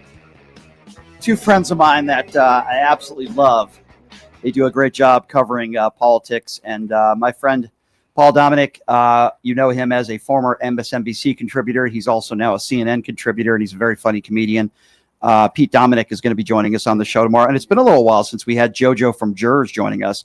Love having her on. I think she's great. She is really good. JoJo's a personal friend of mine, and she's going to be joining us tomorrow as well. And the beautiful and talented Nicole Mitchell. So I'm certainly looking forward to the show tomorrow as we go to the YouTube super chat.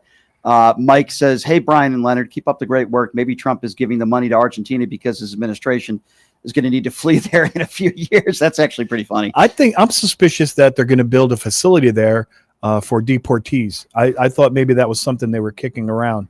I don't know if anybody's suspicious of that, but Trump has been looking for a South American country to deport people to. So yeah, that might be in the works. Immortal Suspects, always generous with his donation, says Donald Trump fears Putin and everyone knows it. And does. Leonard for governor. There you go. Thank 38. You. Thank you, Immortal. Well, plus there was one in the chat, so that's 39. Thank you, Immortal, for your generosity. We do appreciate you. Let's go back to the phone calls at 702-221-7283 is the number to call. Let's go to Stanley. Stanley is next up on PTL. Hello, Stanley. Chewy is a German giant rabbit with a signature foot stomp when he eats. I have no idea what that means. What did he say? I don't know. And then he hung up the phone. Must have been a MAGA caller. 702-22. What are they afraid of, Brian? I don't know. 702-221-7283 is the number to call. Let's go to Thomas. Thomas is next up on PTL. Hey, Thomas, what's going on? Hello. Can you hear me? Barely. You sound like you're in a thunderstorm, but that's okay. Go ahead. 1 second. I'll fix it. Okay. Is that better? Yeah, you must be God. You ended the storm. I'm sorry. Go right ahead.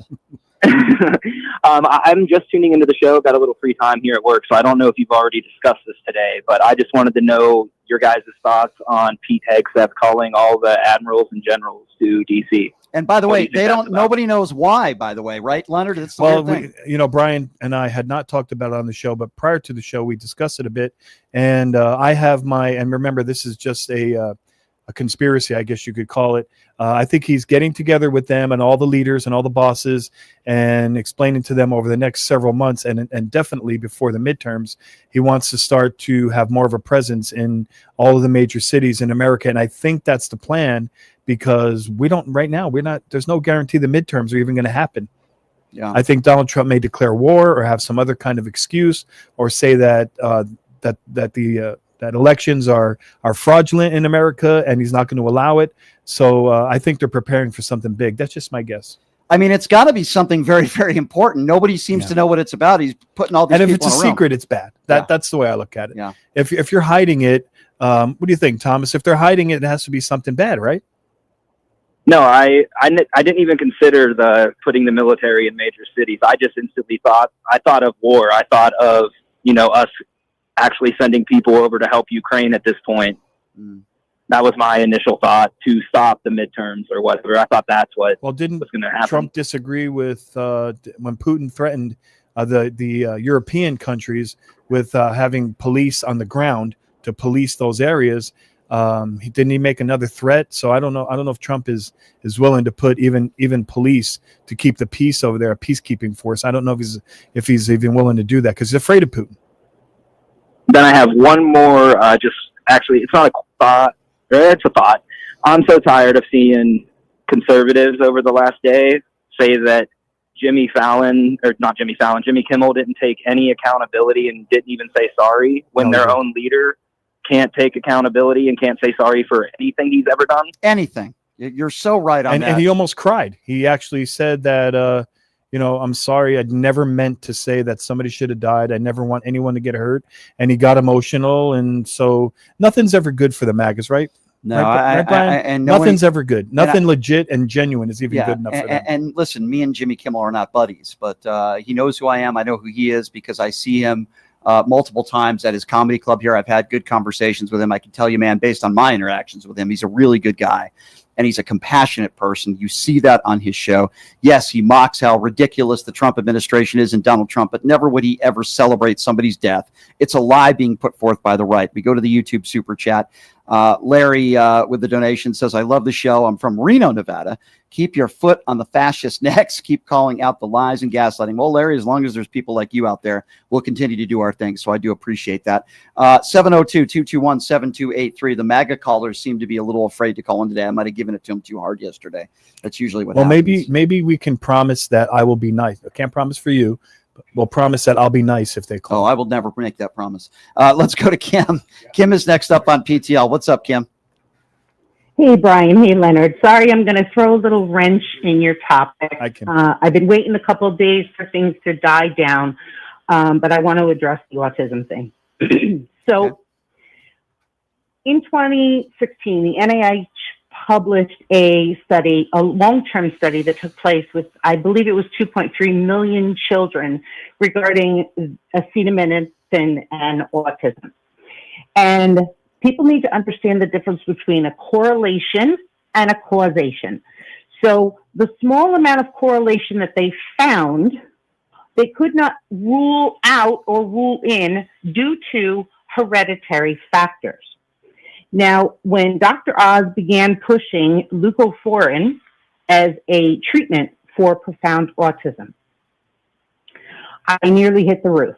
So if you don't know, leucovorin is a folinic acid. It's primarily prescribed to people receiving chemotherapy to combat some of the side effects.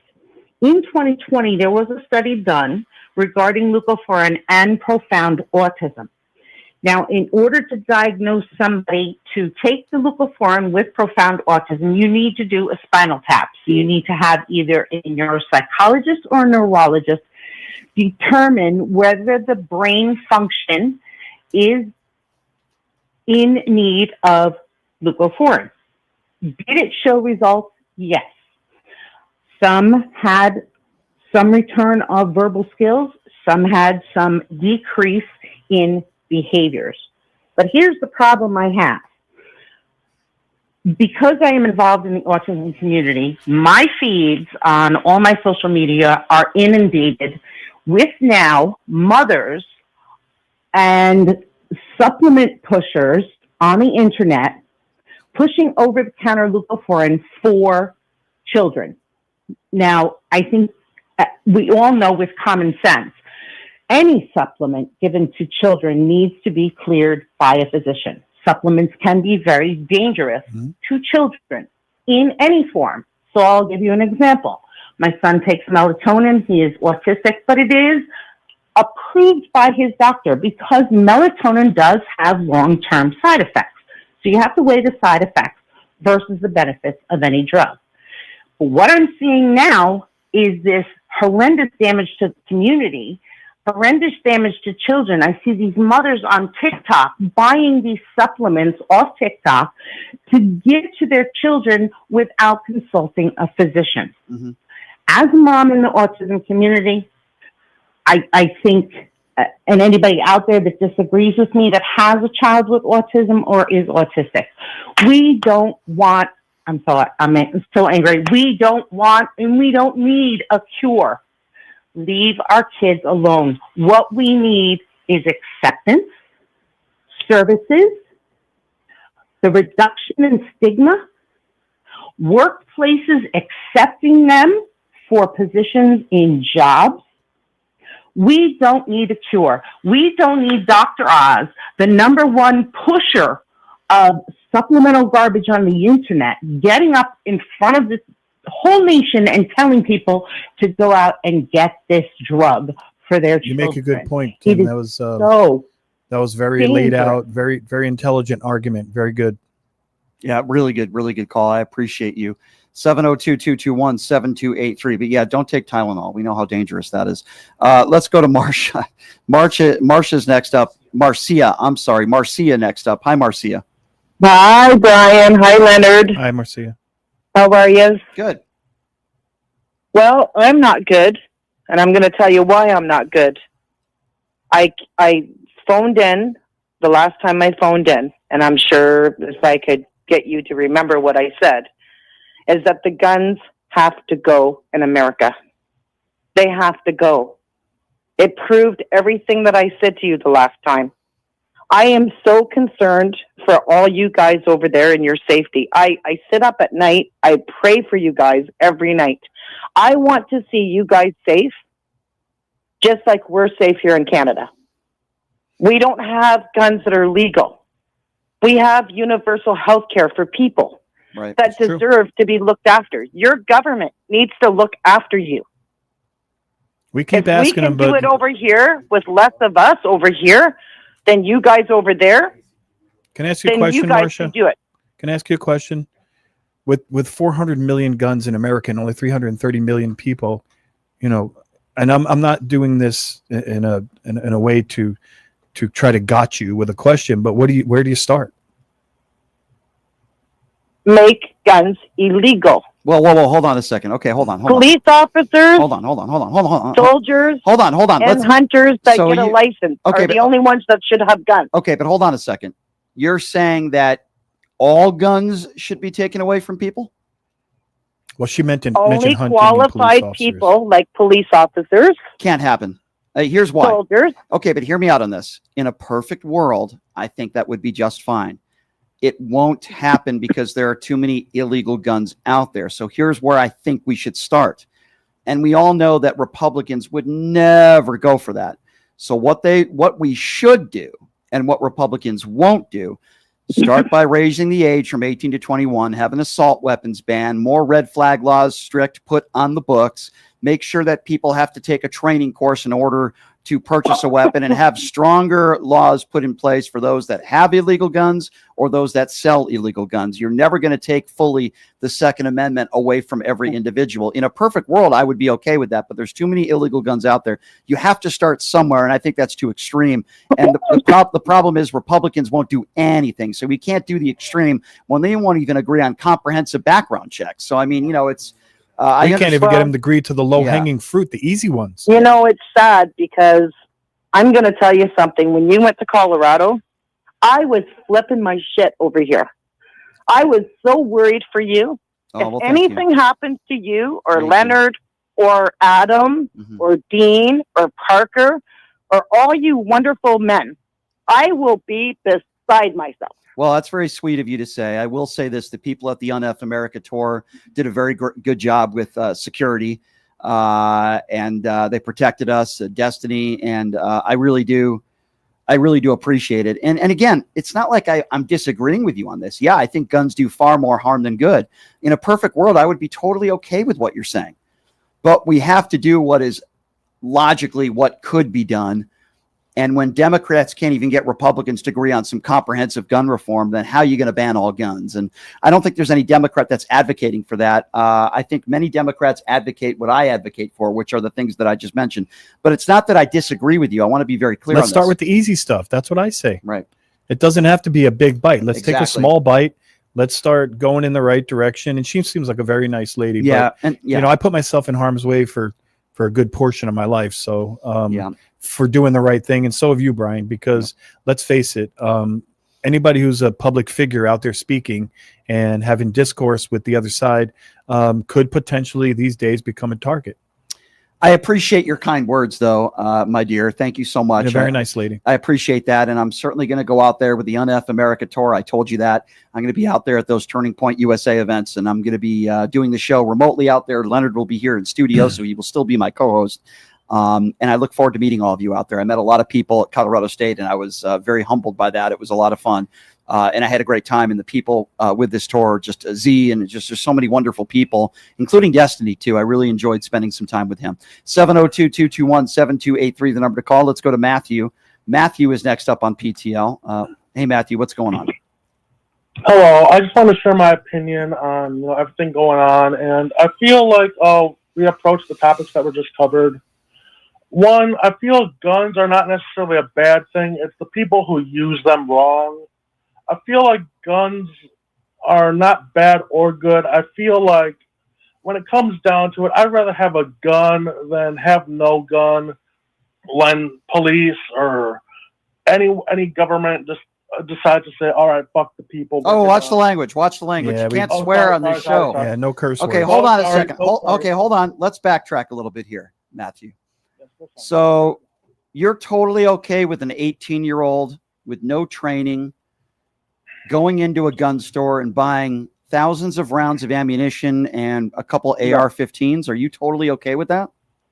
No. What I Okay. mean Well, is, that's- I'd rather have responsible people own them. Just But when we're how do we do a better job with that? Who determines who's yeah, responsible? Right. Because right now guess they're we selling have them to to- everyone who legally can buy them, and in some states, very young people and as many guns as they want, as many rounds as they want.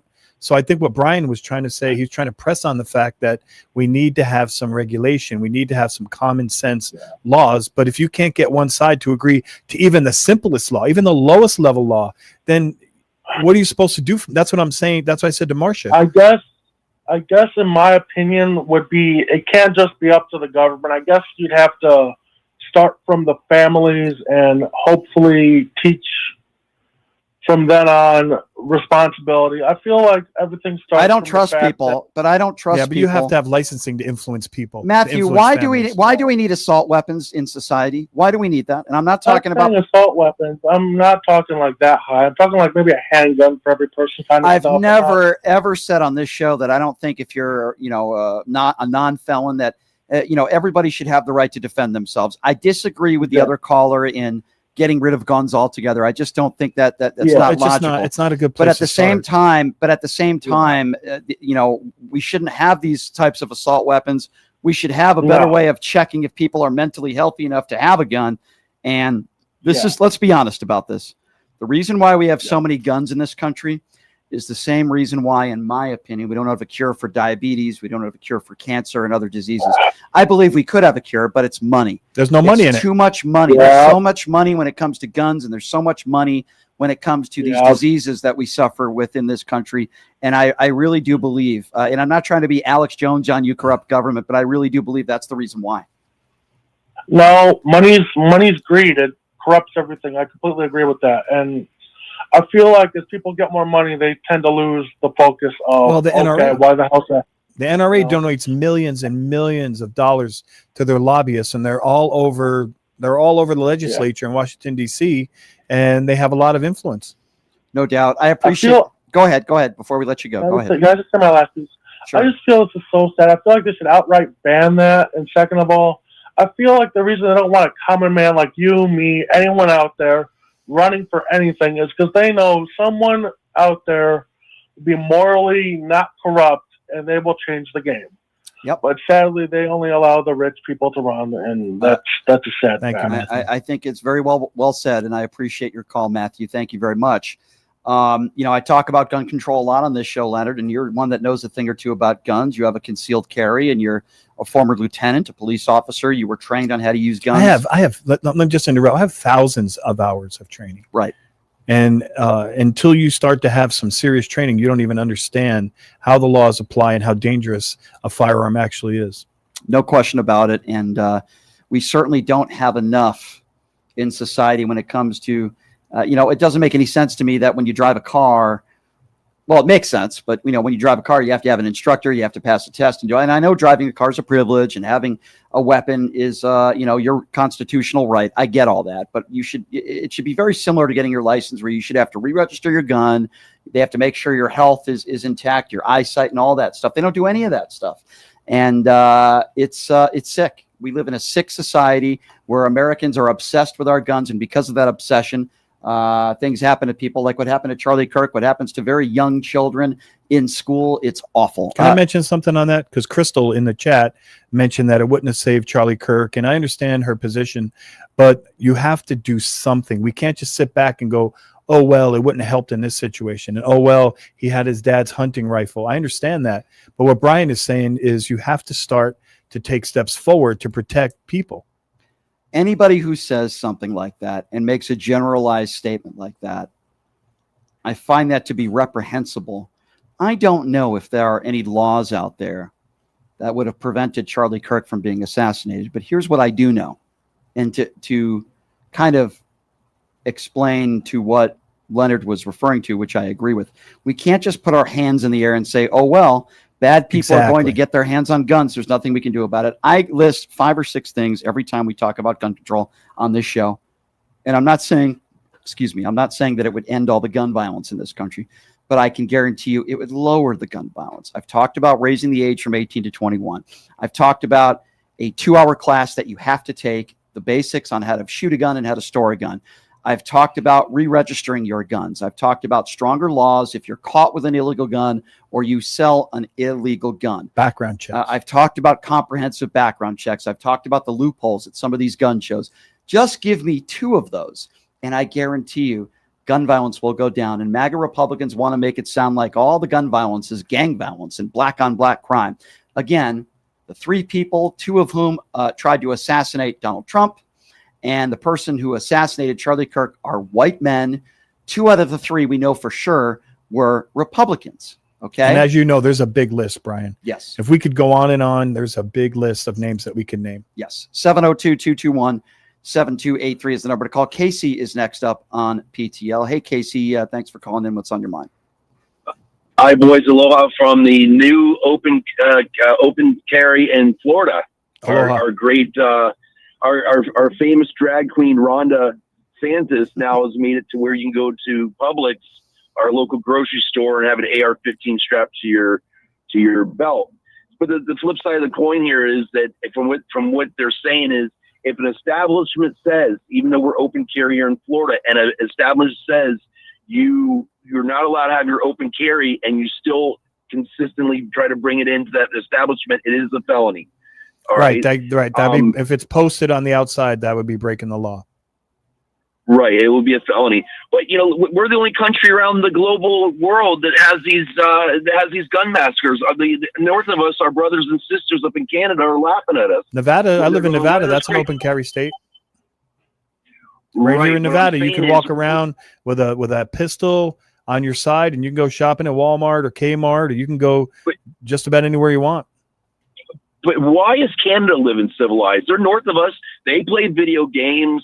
They're living civilized. Why are they not having this problem? Because here in the United States, okay, and it started with the Bundy standoff, conservatives are scared of their own shadow. They want to stockpile all these guns so they can not only take on the government, they want this civil war in this country. And the first time, if you remember, was that Bundy standoff when those rednecks, remember with the cattle grazing that the government was trying to give them a bill for their fees, and they said, "Oh, we're not paying this." Remember the Bundy standoff? That was the first time that these conservatives have an opportunity to take on our government, and they won. And then you got January 6th. It was in testimony. They didn't have them on the property there, but they had them in the hotels. They were packing to the gills. They want this flex. They want to be able to they want to take on our government, and they won. That's the saddest thing.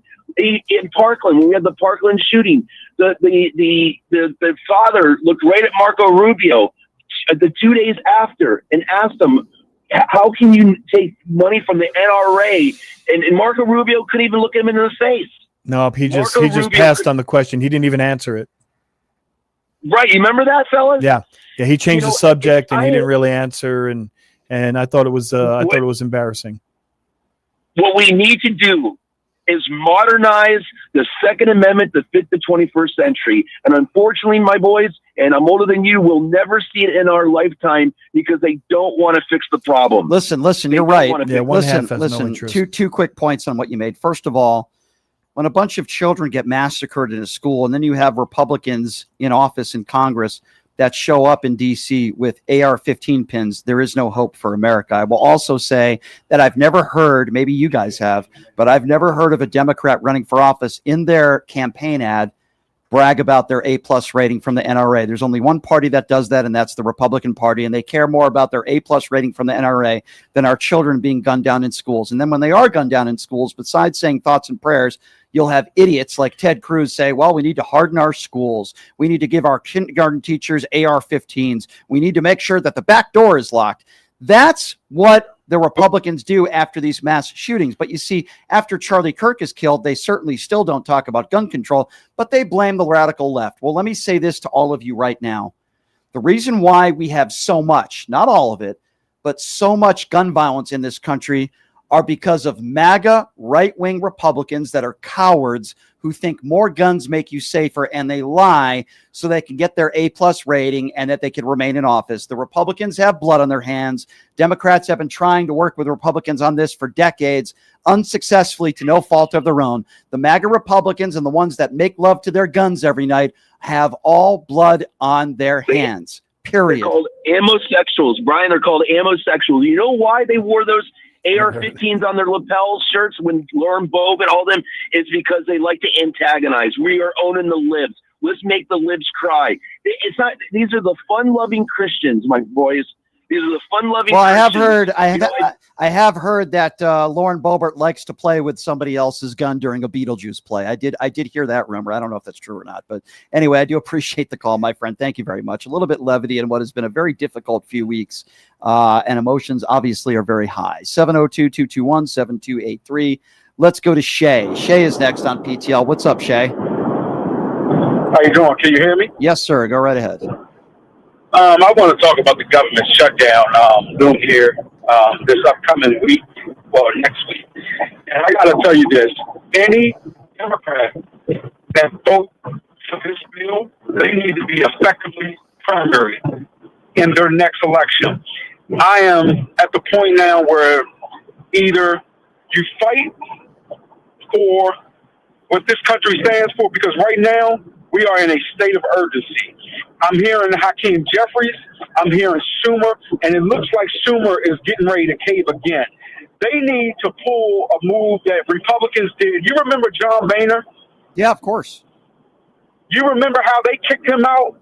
I do. do. The Tea Party basically effectively kicked him out. Yep. That progressive caucus in the House, I'm sorry, the Senate Democrats need to kick him out. Forget waiting for his primary. He needs to go. Because right Shay, now, let me ask you something. Can I ask you something? Would it be the end of the world if the Democrats just told the Republicans, go ahead and pass the bill without us and shut the government down, and whatever happens, happens? Because I can tell you right now, Trump has said in the past, I don't care, shut the government down. I don't care, shut them down. So I don't think the Dems are going to get as much blame as they think they are. Plus, they're protecting the Affordable Care Act. That's why they won't vote for it.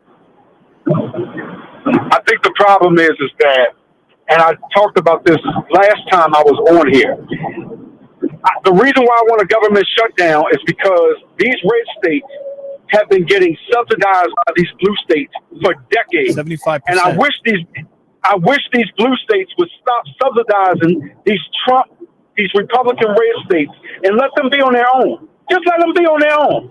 I don't disagree. I agree. Shut the government down. I don't disagree. Brian? No, I say let's play it out. Let's play this hand the out. reason why I have a problem with obviously the government shutdown is there's a lot of good working hard Americans within the government that will not be getting paid, and I certainly feel for them. But at the same time, I understand why the caller would say that. Let's go to Mark, who's calling from Las Vegas. Hey, Mark, what's going on, man? Wow, a local.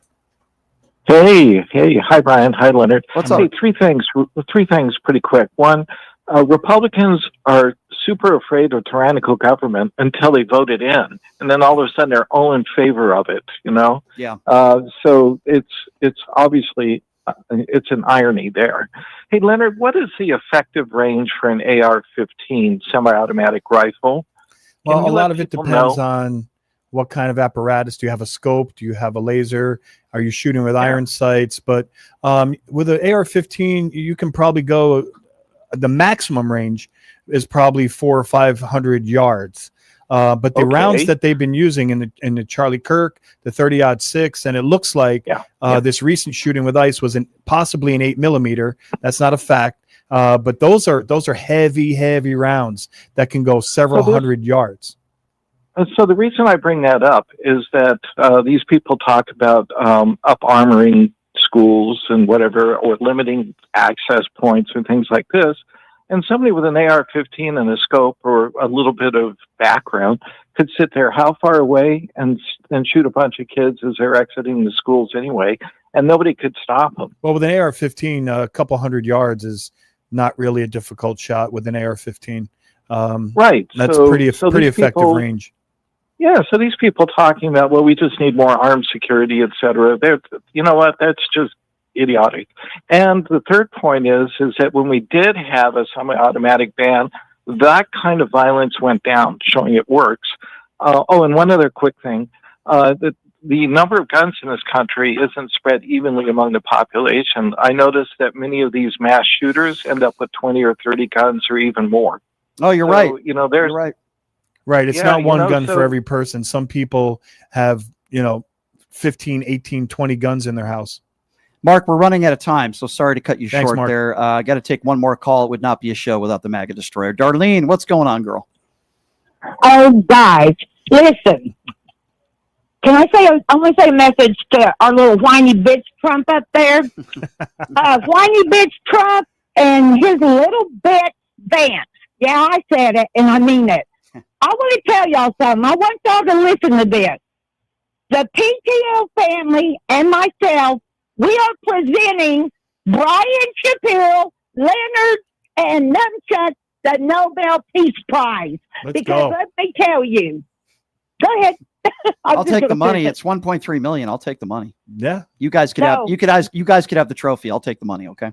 No, I want him to understand that you three and the whole station here, everybody, y'all have done more for this country than Vicky Trump ever has did in his life. And one more thing, guys, I was going to ask you, have you gotten to the Trump vodka that he's selling now? But the way y'all were acting earlier, I think you already did. Yeah. I think it's imported from another country. Yeah. The Trump vodka he gives out to all members of his administration because they all go down easy on Donald Trump. That's what I. You get a bottle of vodka and knee pads. Yeah, get a set of knee pads. It goes down easy. Oh my goodness gracious! Thank you for the call, Darlene. Thanks, I appreciate Darlene. you. So as I mentioned, and I'll say this one more time, we're an independently owned radio show. What does that mean? Well, it means we rely on people like you. Obviously, we love the generosity of the people in the YouTube Super Chat, but if you guys could do us all a favor, besides subscribing to the YouTube page, we just passed 145,000 subscribers this week. Go to my website. The website's pushingthelimits.live. Again, that's pushingthelimits.live. You go to the website, you can buy merchandise, but you could also make donations, $5, $20 a month. You see the website right there at the bottom of the screen. Make a small donation, whatever you can afford. We greatly appreciate it. It helps independent media like us keep the lights on here, and we appreciate your donations in advance. Thank you so much. Leonard, I appreciate you being here as well. Good callers today, Brian. Yeah, Good very calls. good. Leonard will be joining us Tuesdays, Wednesdays, and Thursdays. You get 3 times more of Leonard. Tomorrow on the show, I'm excited. Pete Dominic is a friend of mine. I reached out to him because I loved what he did on CNN, on these CNN panels, and he's a very funny comedian, and he's going to be joining us on the show tomorrow. Fun. Yeah, talk a little bit about Jimmy Kimmel and some cancel culture and some other stuff. And then, boy, is she I love JoJo from Jers, man. You don't want to mess with her. Well, I'm from Jersey also. She is the best. I love JoJo. Not only is she a wonderful person, but She's not afraid of anybody. She is feisty. I really like JoJo. She is fearless. Yeah, she's great. And I've been on some Piers Morgan panels with her, by the way. She refuses to do Piers Morgan anymore. But JoJo from Jers is also going to be joining us on the show tomorrow. She's wonderful.